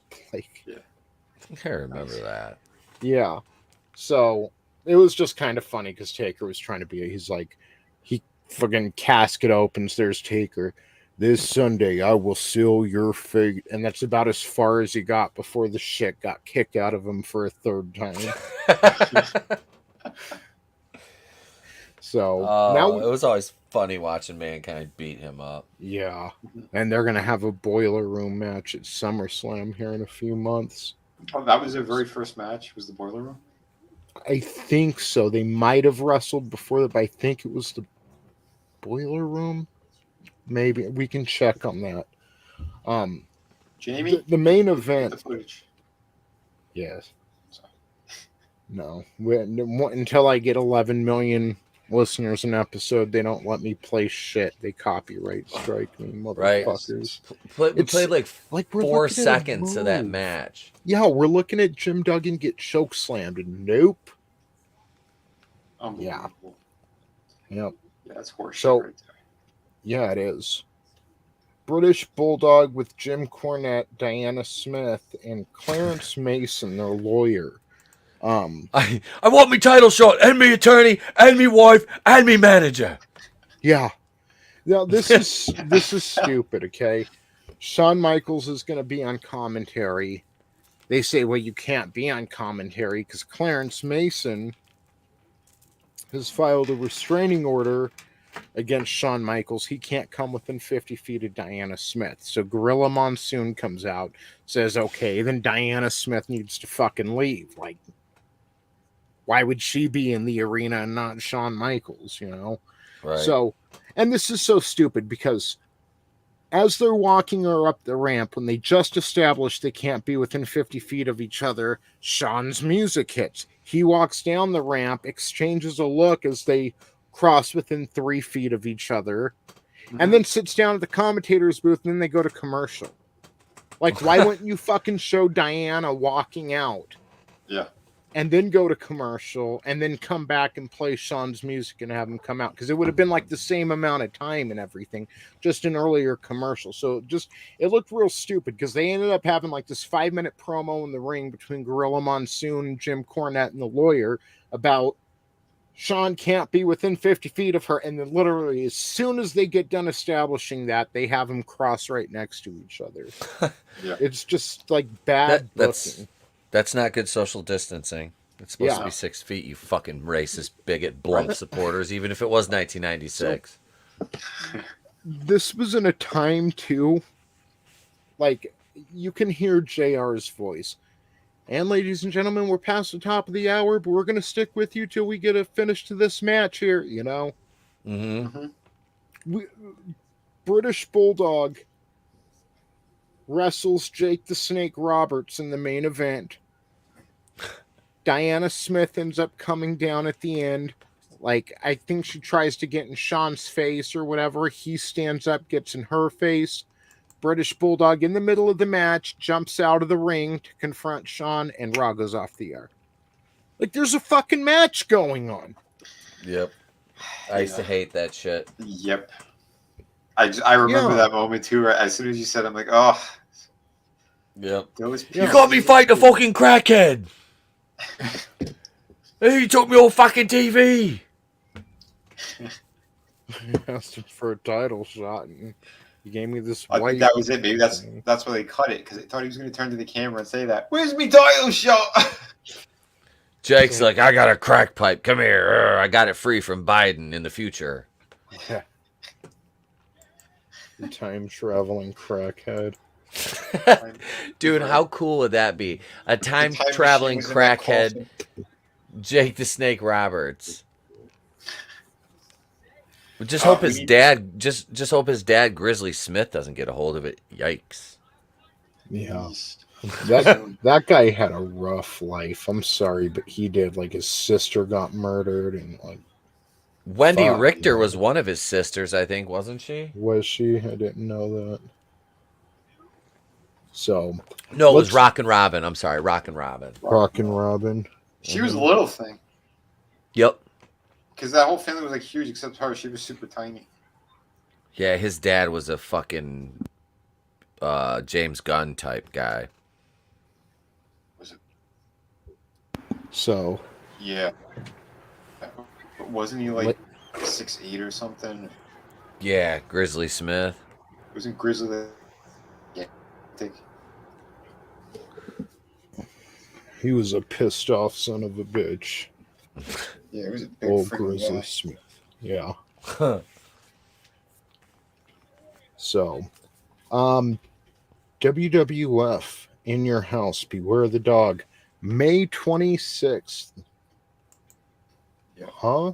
May 28th, 1996. It says start date May 26th, 1996, and then event date May 28th. So it's fucking somewhere around then, people. May 20-something, 1996. I was wrong. He was 7 feet tall, by the way. Jesus. Yeah. Yeah. Those poor kids. Jesus.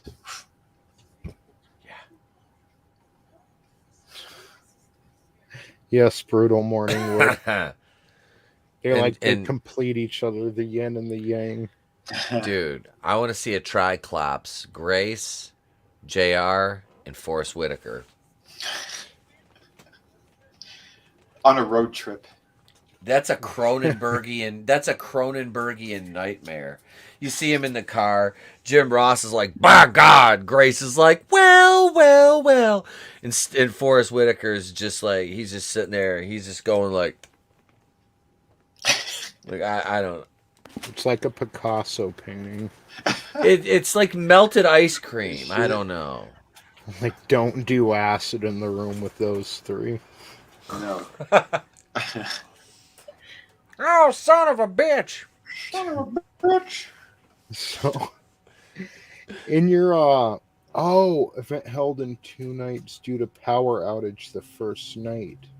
That's why they were like, okay, I see. So there was a power outage and something happened, so they had to do this later. But okay, in your house, 1996, Beware the Dog, month of May, emanating from originally Florence, South Carolina, and it looks like it got moved to North Charleston, South Carolina, from the Florence Civic Center to the North Charleston Coliseum, with an attendance of 10,500. And what do we have here? During the free-for-all on the preview channel, they had the WWF World Tag Team Championships on the line. The Smoking Guns defeat the Godwins to win the WWF Tag Team Championship. So a short run for the Godwins. We also have a grudge match. There was some heat over Sable between Hunter Hurst Helmsley and Mark Marrow. Now, Hunter Hurst Helmsley is in the doghouse over the Madison Square Garden incident, which I'm guessing they're talking about the Madison Square Garden house show where the Godwins won the title. Yeah. I'm guessing that's when it was, That's the curtain call. Yeah. Yeah.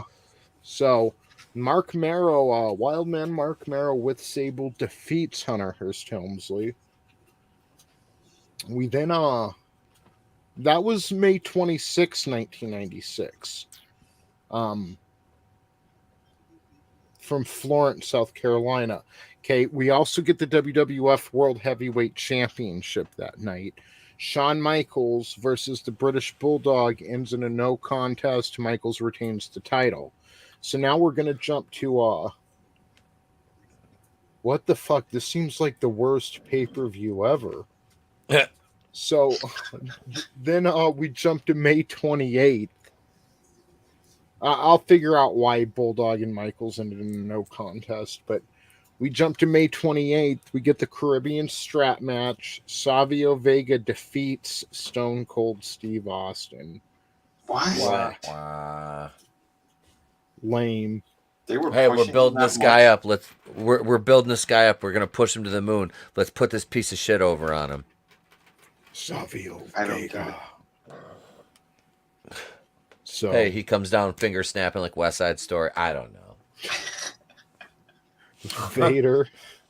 Pat Patterson's at the edge of his seat. I love show tunes. Yeah, it's whoever sucked Pat's dick got to win the Caribbean strap match. So Stone Cold's like, yeah, you go ahead, Savio. Savio's like, okay, I'll take it. It's all you, brother. Vader with Jim Cornette defeats Yokozuna, and then I can't believe it. 3 matches each night, like how shitty. And then Slamboree, you had 16 matches. Right. Casket match for the WWF Intercontinental Championship. Like, this is the shittiest night. Like, the title match ends in a no fucking contest 2 nights before. So what you tell me is it would have been the perfect night for Davey Boy Smith to get his shot. Yeah. Like the Smoking Guns win the tag championship. Ooh. Mark Mero beats Triple H. Ooh. Shawn Michaels, British Bulldog. No contest. Savio Vega beats Stone Cold. Vader defeats Yokozuna, which I don't, at that point, I don't care which one of them win. And then the casket match, Goldust with Marlena defeats The Undertaker. Like, well, at least you gave them their money's worth, Vince. Yeah. Oh, shit. Holy shit. That's like a glorified Raw. Yeah. Actually, that's what, 6 matches? That's 2 Raws back then. Like, what the fuck, man? That's terrible. You see, like, WCW is a live show. They put on 4 dark matches and then 4 live matches. They have 8 matches on a fucking card. And Raw's like, we have 3 matches total. So, but we taped 19 shows in a row. Wikipedia says this was the 8th In Your House in professional wrestling pay-per-view event produced by World Wrestling Federation. The event originally only scheduled to take place on the 26th from the Florence Civic Center, but a second night of the event also took place May 28th at the North Charleston Coliseum, which I'm wondering they're going to have to have a Raw in between those, I think. Due to a severe thunderstorm, the power went out, resulting in only 2 matches being shown on pay-per-view and a series of dark matches. As a result, the second night, titled Beware the Dog 2, was scheduled for May 28th. The 2 matches televised for May 26th were shown again at the beginning of the rescheduled pay-per-view. To this date, the promotion's only pay-per-view event to be held in South Carolina. The event marked the end and disbanding of the $1 Million Corporation, with both 1-2-3 Kid and Ted DiBiase leaving for WCW. So, when Ted DiBiase went over, all he did was manager shit. He wasn't wrestling at that point at all. Anyway, no, he was managing in the NWO. Yeah. He was probably, they had him as the bankroller or whatever. Yeah. So, Shawn Michaels performed a German suplex into a pinfall combination on the Bulldog. By this time, the original referee regained his senses, and both referees counted the pinfall as both wrestlers had their shoulders on the mat.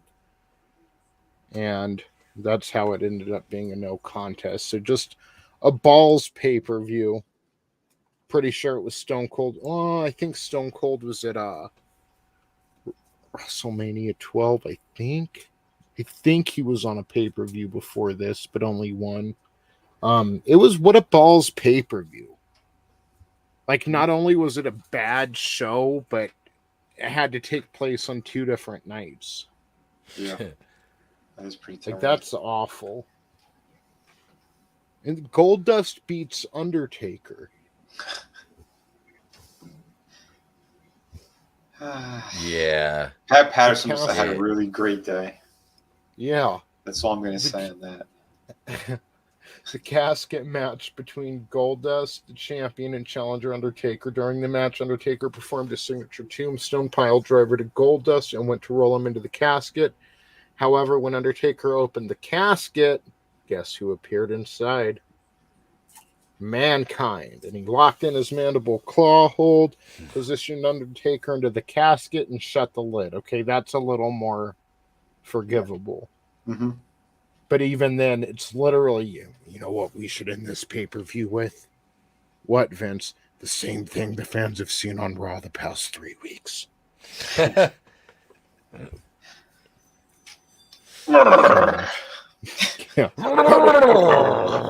Come at home.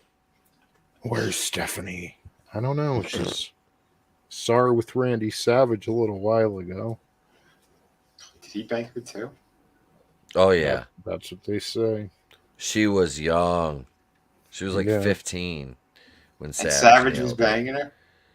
He did it to piss Vince sure off. She wasn't like 17 or 18? I don't know. I thought she was like 15 or 16, something like that. Who knows? She was young. She was young. Randy didn't fucking care. Wow, good for Randy. He was Vince just is a like, piece of shit. That whole family's a piece of shit. Put me on commentary, I'll fuck your daughter. that's basically what he said. Why is this only the first time I'm hearing about that? You've never heard that story before about Mach? No. Yeah, that's one of the the stories. Yeah. That is that he nailed her out of spite to Vince. Excellent. Let me see if I can. Triple H got Randy's sloppy seconds.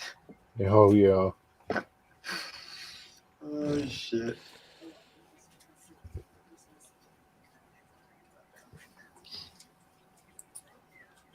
Yeah. So, did WWE legend Randy Savage ever date Stephanie McMahon? There's some things in the WWE universe that always need an answer. The primary reason being it's such a rumor that no one can let it fade into the background. This is the story of Macho Man and Stephanie McMahon.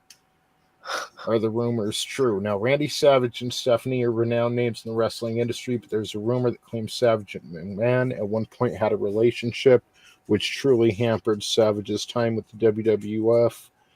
The rumor had never been confirmed by anyone. The only individual who's in a position to confirm anything about it is Stephanie McMahon.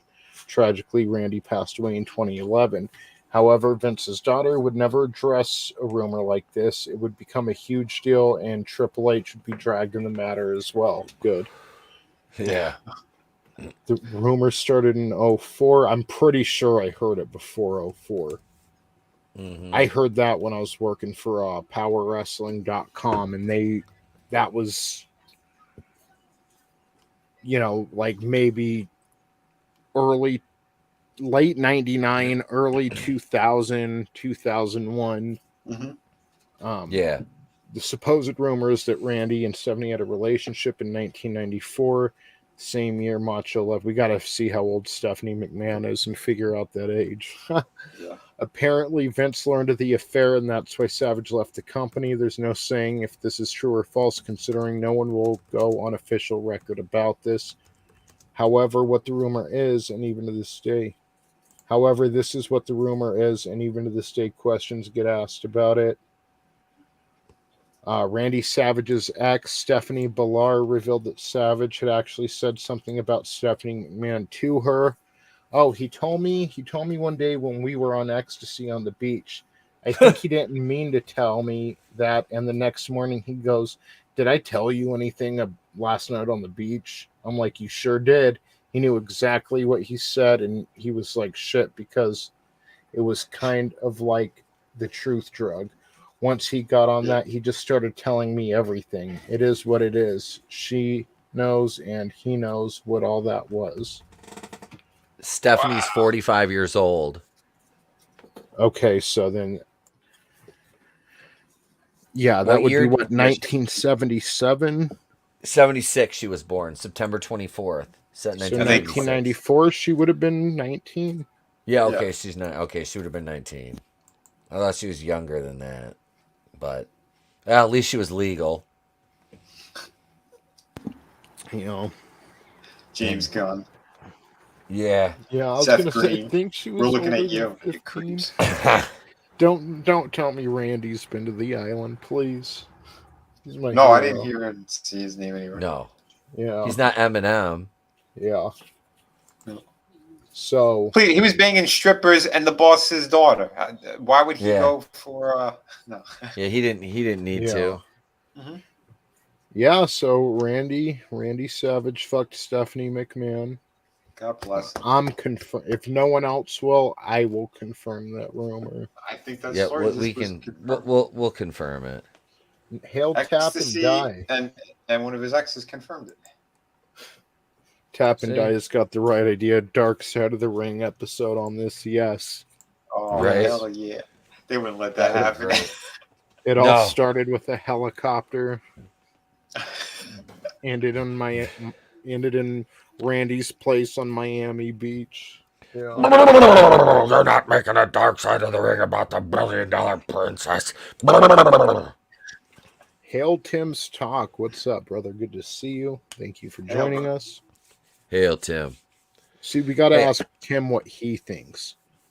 Did Randy Savage have a sexual relationship with Stephanie McMahon when she was a spring chicken at 19. Yeah. Before she looked too much like her dad. Dude, Gave every me the picture... old bone saw. Bone saw is ready. Here we go, right here. This is a good way to round out the night. I got you for 3 minutes. Like I said, I made a meme. I made a meme of that shit. And like I said, it's when he's doing he's doing the I got you for 3 minutes freak show. I made a meme of that. I was like, low key, when you pay an hour for a fetish hooker and you know it ain't gonna you're not gonna last the whole hour. I got you for 3 minutes, and there's the meme right there. I was like, now you can just get Stephanie's head and put it on the stripper or the dominatrix. Hail, Angelous Draven. Good to see you, man. Thank you. Hail Draven. All right. So 10 Forgotten WCW Champions. This by Jerry Markarian, no relation to Jerry Tarkanian of the UNLV Running Rebels. Man, Amy Tarkanian on Twitter, his daughter-in-law. Yeah. She fucking... Vinny, you should go subscribe to her. She's got a brilliant mind when it comes to certain issues. Who's this? It's, you know who Jerry Tarkanian was? Not off the top of my head, no. Basketball coach. He used to bite on the fucking towel when he'd get nervous, like in the 80s, 90s. His daughter-in-law, Amy, now she used to be like the head of like the RNC out here in Nevada. Fucking number one, she's hot. She's kind of hot. She's fucking smart. Like, she's gone, a few of her tweets have gone viral now. I'm just saying, great Twitter. Her name is what? Amy what? Tarkanian. Tarkanian. Yeah. Yeah, like, I grew up, like, it used to trip me out. I was a little kid, you know, and just running Rebels always on the news out here. And Jerry Tarkanian being such a... He's almost like a celebrity as far as okay. Yeah, he's almost a celebrity as far as like college basketball coaches go. Yeah. Like, he was very well known, and he'd always like chew on the towel when he was fucking nervous and shit. But that used to trip me out as a little kid. Like, I used to like ask my mom, like, why is he chewing on a towel? Stress. It was just weird to see as a kid, you know. Mm-hmm. Yeah. Oh shit. Yeah. Oh shit. All right. Let's see here. Where are we at? Let's see. So we got 10 Forgotten WCW Champions. We see Mark Marrow with the totally not ambiguously gay duo of him and Conan here, which is just kind of funny. There's an ad for WeatherTech. I just bought WeatherTech mats. Barry Windham, number 10. Like, I can never take him serious as a contender, though. Like, I don't wonder where Barry Windham is at. He was just one of WCW's, like, lower mid-carders. Like, yeah. He was good. He was in the Horsemen back in the 80s. He was? Yeah. Yeah, he was in the Horsemen in the 80s for a minute. And he was in the West Texas Redneck Stable, which opposed the evil No Limit Soldiers and released the hit single, I hate rap. Rap is crap. Oh, yeah, I remember that. Dude. So Barry Windham, an iconic member of the Four Horsemen stable, jumped between WWF and WCW throughout the 80s and 90s. Windham achieved significantly more success in WCW than he did in WWF, and his enshrinement in the WWE Hall of Fame is most due to his contributions to the company. Let's see. Windham retired from in-ring action in 2005. He is still suffering from complications from a 2011 heart attack that nearly took his life. In the spring of 92, Barry won the World Television Championship on an episode of WCW Saturday Night. In February of 93, Windham won the NWA World Heavyweight Championship at Super Brawl 3. So here's number 9, Das Wunderkind, Alex Wright. Again, never wondered where he was. I figured Germany. I figured he was, back at the discotheque. He's like, I am now to be known as Berlin exclusively. Do not ever refer to me as Alex Wright again, Liebchen. Do not disrespect Marco. I believe in Aryan Ray. I mean, WCW thought Alex Wright would be the next big thing, but unfortunately, he never lived up to the hype and was unable to rise above mid-card status. However, he did remain a valuable contributor to the company and even had a few short-lived title reigns. During his time in WCW, he received a one reign apiece with the Cruiserweight, Tag Team, and TV titles. Yeah. Good for him, man. Good for him. Number 8, Conan. Yeah, Conan. You always thought Dubestein, Scheißkopf, Goldberg. I always thought this guy was like legitimately like mentally challenged. Conan? Yeah. He was good when he was in the NWO. He could really work, and then later on, his work just went to shit. Why mentally challenged? He looks like some kind of caveman. Like he wasn't done forming his. Like look at his head there in his prime. He was a preemie. He's a half finished creator wrestler from No Mercy. Exactly. Part Cro-Magnon. Yeah, part Cro-Magnon. And part Riri. Part Riri. He could be the next Iron Man. Let's see. Number 7. Pierre Carl Ouellet. Is it Ouellet? These are supposed to be people who were wondering what happened to them, right? Yeah. This dude legit. Can we get to those wrestlers? This dude legit had a fucked up eye. I don't care that he ever held the title. Let's see. Ultimo Dragon. He was fucking good. Ultimo Dragon was. Oh, yeah. He was like Rey Mysterio's opposite in a lot of ways, you know? Mm-hmm. He was like a Japanese. Like, he wasn't as innovative as Rey, but I mean, Ultimo Dragon was fun to watch, and that Dragon Sleeper was awesome. Number 5, Stevie Ray. Stevie Ray.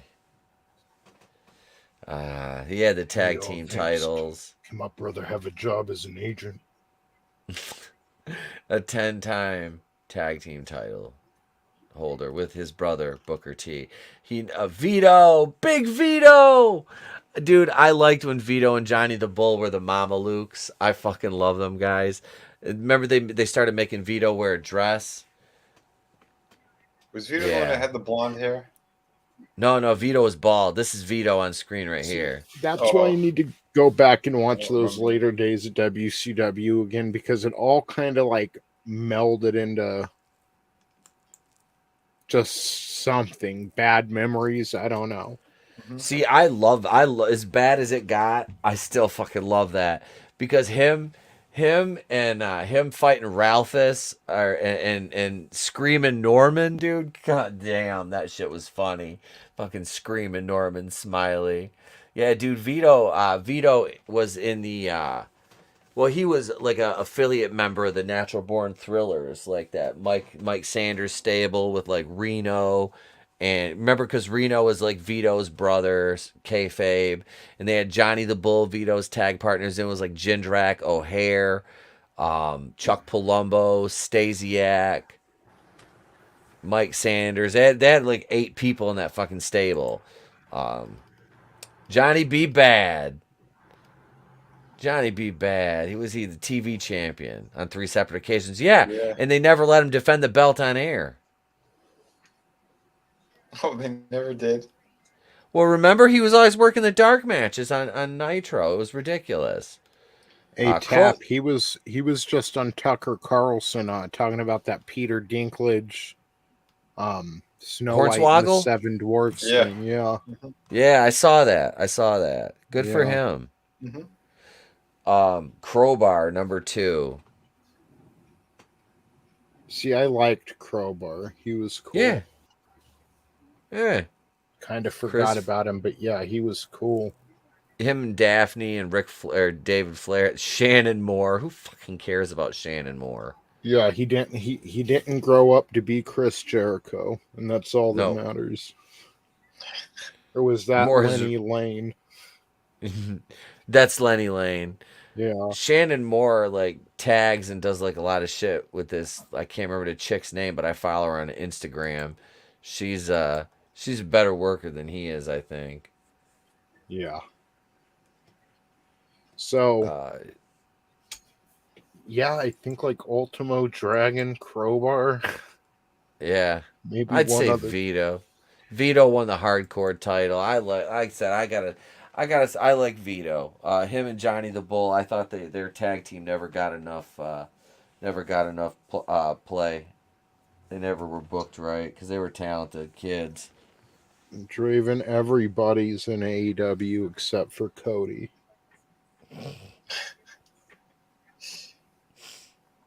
They booted his ass out, and then Tony Khan came out and made it seem like it was Cody wanted to leave, but they're like, we just can't with you anymore. Here, take your stupid. They gave him the gear so he could at home rise up through the stage. He can just put it in his backyard now. And Yeah, God, good for you, champ. You've Good done for well. you, Cody. You done well, kid. he was just like so unironically an asshole. Mm-hmm. And Yeah. didn't realize it. And like, Jeremy, like you did my dad, but it's like you're not your dad. Right. Cody's the perfect example of like when the kids inherit the fortune, like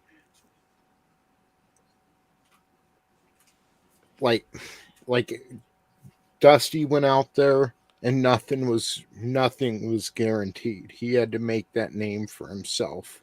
Yeah. But like Cody wrestles like he's the son of somebody who came before him. Well, that's how they booked them too in the beginning. You remember when they were starting to bring in like all the sons and of all these other guys. Legacy with Randy Orton and DiBiase and it fell flat. No one gave a shit. Yeah. Yep. You know, they took the one or two that had a little more talent, and they pushed them a bit. But like I was never a fan of Randy Orton. I never liked him. Me neither, but the difference between like The Rock and Randy Orton and a Cody Rhodes is like Cody's dad was on the top of the industry, like Bob Orton, he never quite reached those heights. The Rock's father and grandfather never really reached those heights.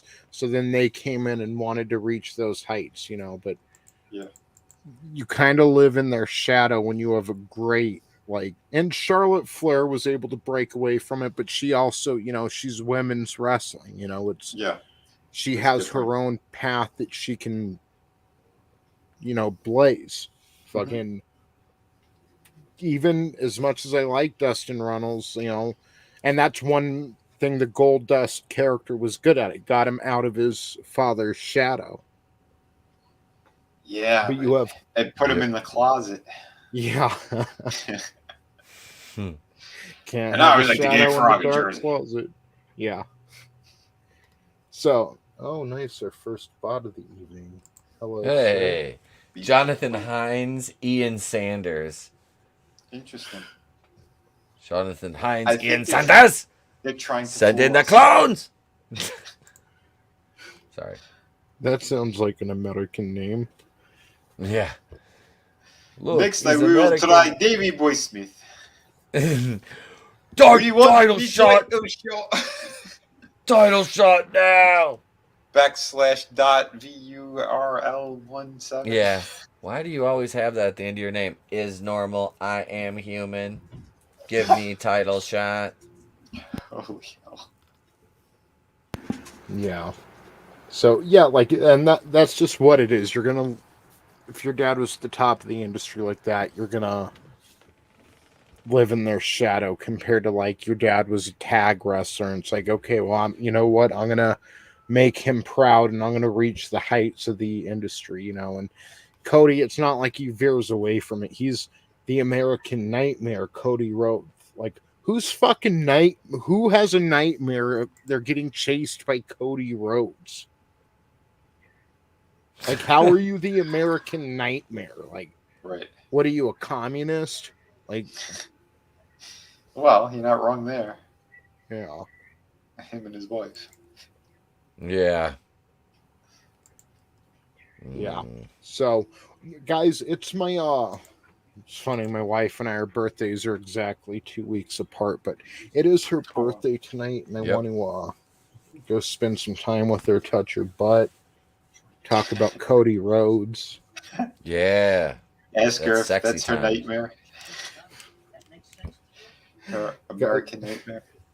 You can find bookings. You can book Cody Rhodes for yourself here at this address on the screen. Oh, shit. What is that? Like, VUR.life. Like, okay. Okay.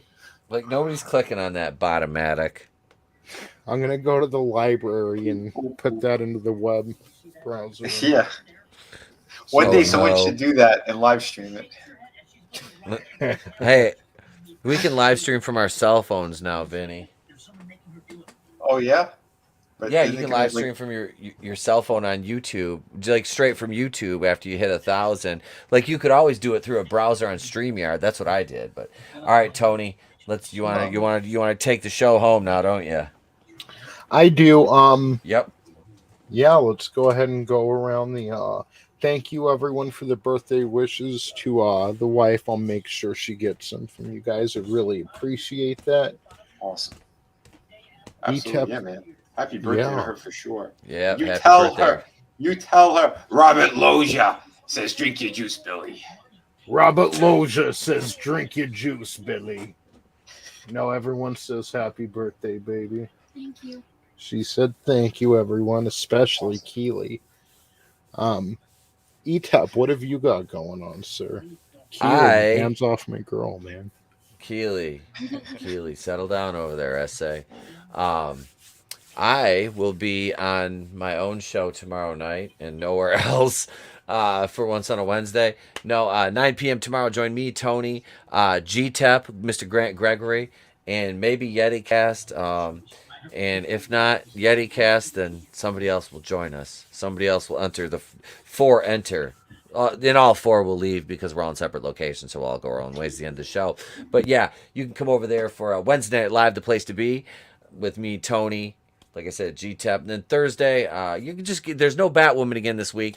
I did record my entire Bel Air review of the first 3 episodes as I suffered through those this morning. That good? Oof. Oh, no. Oh, God, no. Vinny, I was saying at the beginning of the show, you know what we need in this day and age of divisiveness? It's not like a collective laugh together, something, we can find humorous. What we need to do is take the good... we need to take the good sitcoms and make them real serious and inject them with a bunch of bullshit problems that, would probably go away if we stopped shooting each other over the wrong color bandana, but what do I know? Yep.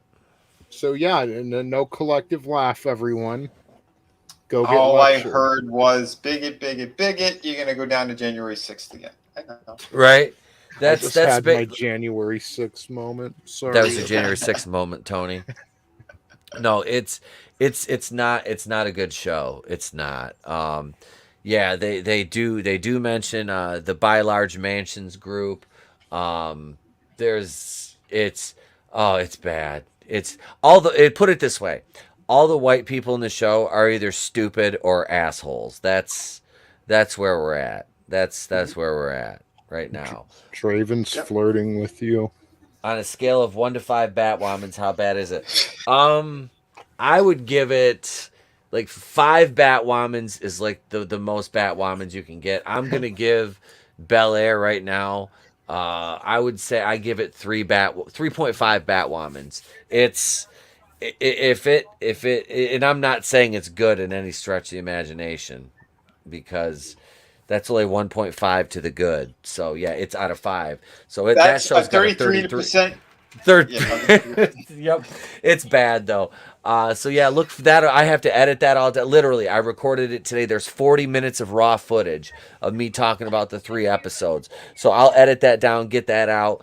You'll get a couple more videos over the next few days, some pop culture news stuff.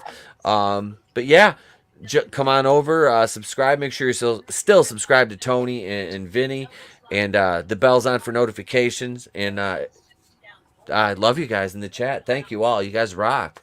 And happy birthday to Mrs. Happy birthday, Mrs. Tone Deaf, eh? Hey, bud. Get an Asian for your birthday. I'll go get you an Asian award. Thank you. You're welcome. Is her last name, her maiden name, was it Smallwell? You get her an Asian spy? I'm sorry. I went political. My bad. Hi, everyone. I wanted to say again, happy birthday to Tony's wife. I hope everything's going awesome, and tonight's going to be an awesome night for both of them. So, aside from that, yeah, you can definitely catch me over on VinnieArt. Sorry again, this past Sunday, I did not do a stream. Super Bowl, Valentine's Day, all that stuff. So, yeah. Basically, I didn't think anybody would be watching anyway, right? So we'll be back though this week. So Fridays and Sundays, you can catch us. Also working on my books. So if you want to support them and back them, Through the Woods, hardcover book still available. Snatch that up. It ships immediately, along with City of Venus and the 2 art books. If you guys want that as well, check it all out. Links are everywhere. But you can find them on VinnieArt on Twitter. On my YouTube channel, any one of my links, just click them. I have it in the description as well. And shout out to Kraken. Yeah, I'm working on it right now. If you want to support it, I should be doing like fulfillment again towards the end of the first quarter here. So yeah, it's gonna be awesome. I'm painting up the last bunch of pages, and it's just it's taking a bit of time because there's a lot of jungle stuff, and yeah, the amount of detail I put into my pages is pretty insane. But yeah, so thank you, everyone. I hope everybody here has a great night. You could also catch me this Thursday on Red's stream going in on the Probe.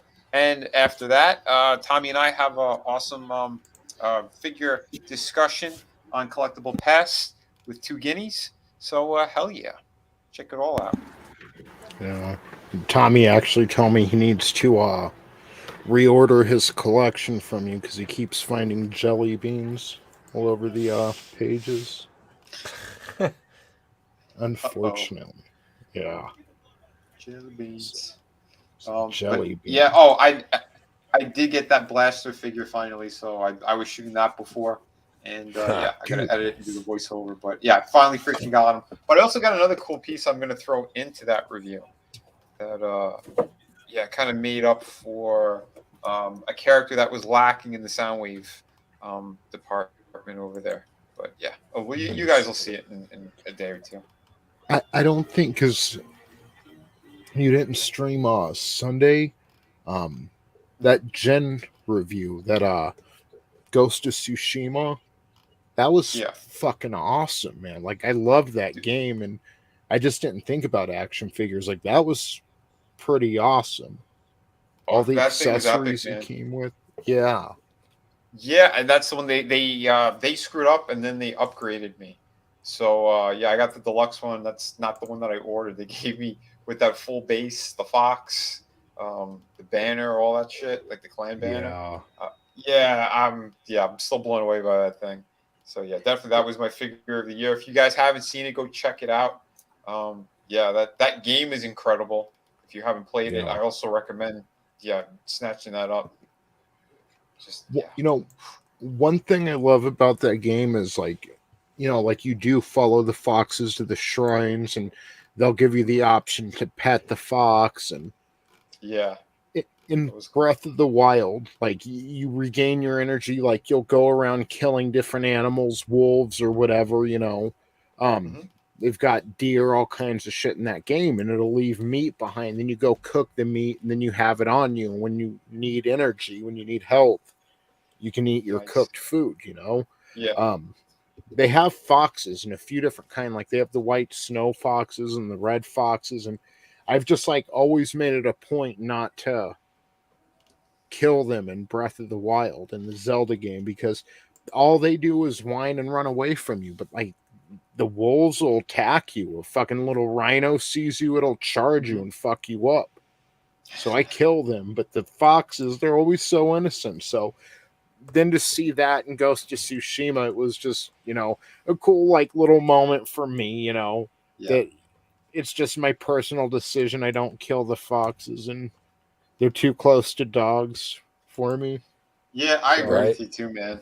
And yeah, that wasn't an awesome thing that they put in that game. But on top of that too, like every time like he had you know, like moments to reflect, like they had these beautiful kind of cinematic scenes that you didn't think would be in a game like that, because it wanted to show you the honor of the samurai and, you know, what they believe and the struggles that he was going through, because he had to do some things that were, you know, outside the code that he lived by, which was really cool too, man. But yeah, man, great stuff.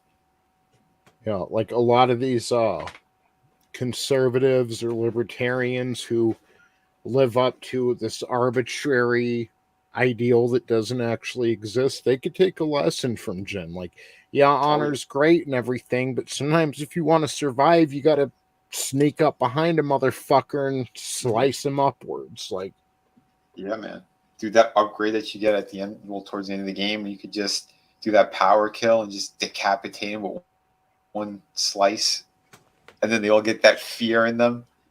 Yes, dude. Yeah, you can kill them all like with one slash, because they're all running from them. Dude, that game is so cool. Even the little, like, when you have the one-on-one like fights, and it like the camera sets up a certain, like it's so beautiful how they've done that. That's one of the better open world games that I've played. Definitely. Yeah, I agree. It's one of the best games, like I said, man, in like the last 5 or 6 years. Yeah. Like the last games that I played that I truly loved were Ghost of Tsushima, Spider-Man, and God of War. Like those three were like, and the Resident Evil ones, the remakes. Yeah. Did you play 8? No, like I can't do first person. I can't either. I hate first person, but this game wasn't so bad. Like, I remember I struggled with it more in 7, but it just came a little... It took me a day or two, but... Okay. I know there was some beautiful looking stuff, but to me, it didn't feel like Resident Evil at all. Yeah. And I can't... the main character's name just made me sick to my stomach as well. Same. You know what? And then at the end, it kind of makes sense too. Like, Ethan or whatever, I hated him. I'm like, why can't I be Chris or Leon or, you know, the way they play it up at the end, it all kind of makes sense. And you realize like the little things they're doing, the little quirks with his personality and shit and the sound, just everything about him that annoys you is almost by design. Wait, it's he really had a personality? Smart. Yeah. Just a floating hand. Yeah. Like he's such a bitch compared to the other guys. Like Leon's my favorite. Leon and Jill. Yeah. Jill Valentine. The best. A friend of mine did the motion capture in the voiceover for the remaking. That's awesome. Yeah, it was really cool. God, I was playing Resident Evil like back when we're talking about these wrestling episodes and shit, like on the PlayStation 1. Like, man, good days, good times. We should do a video game stream one night. Yeah, I'm always down. Yeah, we could talk about games and shit. Hell yeah. See, and I wanted to mention too, like I have Spider-Man. I got it late. Yeah, I got a PlayStation 4 kind of late. I had an Xbox, and I wanted to get a PlayStation just because of Spider-Man, and I did, but I still haven't played it, and I need to, because like I loved Spider-Man 2, the movie game. Yeah. And I knew I was gonna love this. I just haven't played it yet. I've been stuck on Ghost of Tsushima and a few other games. Oh, you didn't finish Ghost of Tsushima. I'm close to the end of Ghost of Tsushima, but that's what I like. I probably play my Nintendo Switch a little more than my PlayStation just because it's convenient. I can pick up the Switch and just play it. Oh shit! Well, so I hope I didn't spoil that attack that he gets. No, I have that attack. Like I'm in Act 3 and everything. I'm kind of prolonging it. I need to just finish it.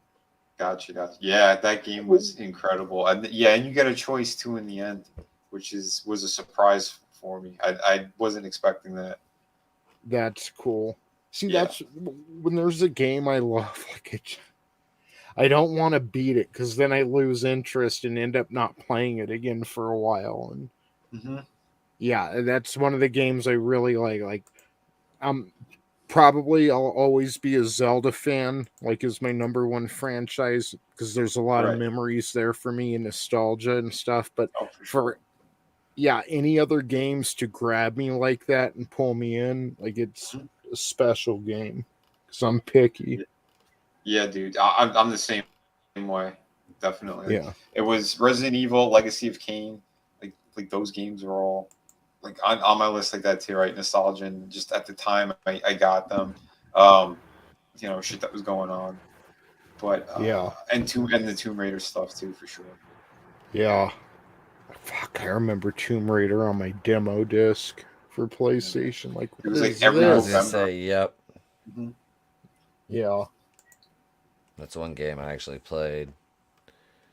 So yeah, I got Spider-Man PS2 games. I got 1 and 3. I got to get the Spider-Man 2 game. The best one is 2. I know they didn't have the second one. I'm waiting for it to pop into the vintage shop. There's a vintage game store by my house. I'm going to buy a new because I told you about one of my memory cards getting erased. Yeah. For No Mercy, so I'm gonna go buy another memory card so I can have a couple of backups. Oh, if Etep ever picks up a PS4, we'll never see him again because it'd be like, oh my god, games advance so much. I'm stuck in 1998. Yeah. Dude, I can't like when it's not even gonna be good now because of everything, but I'd really like a really good new GTA game. Aren't they? They just confirmed like GTA 6 or something. Yeah, but it's gonna be fucking shit. I bet you it's gonna be shit. Riots. It's gonna be Portland. Yeah. Take your fentanyl. Yeah. I can't wait, baby. Help a political member steal an election. So Trey now does a George Floyd impression too. Oh shit. Yeah. He's in the bathroom. No, he knows better. He's like, I won't do that at school. I'm like, good. So he's in the bathroom brushing his teeth, and I'm sitting in here setting my computer up. I hear him go, "Where's my fit now, baby?" I'm like, oh my god. Oh my god. Like, no shit, my wife just walks by and fucking glares at me. I'm like, fuck. I thought at this point she starts swinging at you. Oh no, she'll wait till I'm sleeping because she knows my bougie ass to be sleeping with my sleep mask on, my headphones in, listen to ASMR. So just wait till I take my 3 shots of melatonin. Wait about 20 minutes. She'll put her fingers under my nose, hear me snoring, and fucking shove a pillow over my face. Oh boy, this motherfucker suffocated. He got sleep apnea. He don't wear a CPAP. Honestly, go out eerily similar to George Floyd. You know. Right? Like, they'd be like, it serves me right, baby. She tells the cops all he was doing was talking about fentanyl all night and all day long. This son of a bitch. Wait, ma'am, he didn't have any fentanyl in the system. He had a lot of other things, but not fentanyl. Check again. Oh, shit. Yeah, we definitely need to do a video. Dude, I could talk about video games anytime, like, so whenever you want. This Sunday, then. Yeah, I was going to say whoever's channel, I don't care, but I'm always down to talk about video games. Hell yeah. Yeah, let's do it, man. I'll put it down for this Sunday. Hell yeah. So catch us. Yeah, catch us this and every Sunday over on the Chill Stream. Sunday nights on Vinny's channel. It's always a fucking great time over there. Again, tomorrow, Wednesday Night Live at the Place to Be Reviews. We're going to get into some trivia. Draven says he's free. Superfan says he's free. So, we have people, we're going to have somebody cool with us and Mr. Grant Gregory, possibly Yeti Cast. You'll have to tune in to find out. But either way, it'll be a great show. Hell yeah. Man, wait, Draven said he's free tomorrow? Yeah. Draven, you're booked. Fucking trivia with Saggy I'm the booker. Melons. I'm the booker. You're in, Draven. He's the pencil. I got the pencil and the pad. But yeah, you're in, man. You're in. Yeah. That's right. I gotta order those leggings for Saggy. Which is like funny because like I told the wife, I was like, hey, I'm buying another chick leggings. She's like, okay. She's like, they got your logo on them and shit. I'm like, yeah. She's like, she gonna show them off? I'm like, yeah. She's like, all right, cool. I'm like, that's it. Marketing, baby. Yeah, I'm like, yep, that's it. She knows it's marketing. I'm like, fuck yeah, I'm not stupid. I'm not stupid. I know it sells. Baby. Leggings, they sell. Buy them now. Hail another monster. Thank you for man. Yeah, we're just about to wrap it up, but thank you for stopping by. Somebody cool, so not Mad Mardigan. Oh, shots fired. Shots fired. You're correct, though. You're correct. You're correct. We're gonna have G-Tep on. So hey, he's got the glasses like that. Well, I don't know. They're not as cool as these, but we better go for Tony's. My rainbow fucking glasses. They were free at the dispensary. Fucking right? potheads. You still don't look as gay as some people. I know. I can pull this shit off. That's the thing. That's what she said. With my oddly rainbow colored battery on my oil pen too. All right, let's go, Tony, before your wife gets mad. That's it, man. It's her night. Yes, we got to get going. So, hey, thank you everyone again for tuning in. It's the Monday Night War retrospective. Next week, we get the debut of Scott Hall. Fuck yes. And they start the King of the Ring, like elimination match. What is it? The qualifier matches for King of the Ring. Spoiler alert: Stone Cold wins, and Austin 316 just whipped your ass. Excellent. So, hell yeah. Good times are ahead. We're documenting history here, and we hope to see you next week and all throughout the week on all of our channels. So, on behalf of Mr. Vinnie Tartamella, on behalf of Mr. Etep Wokuian and his Kazooians, I'm Tony Tone Deaf. Remember, they are not pop culture. They are agenda. We are pop culture. Have a great night.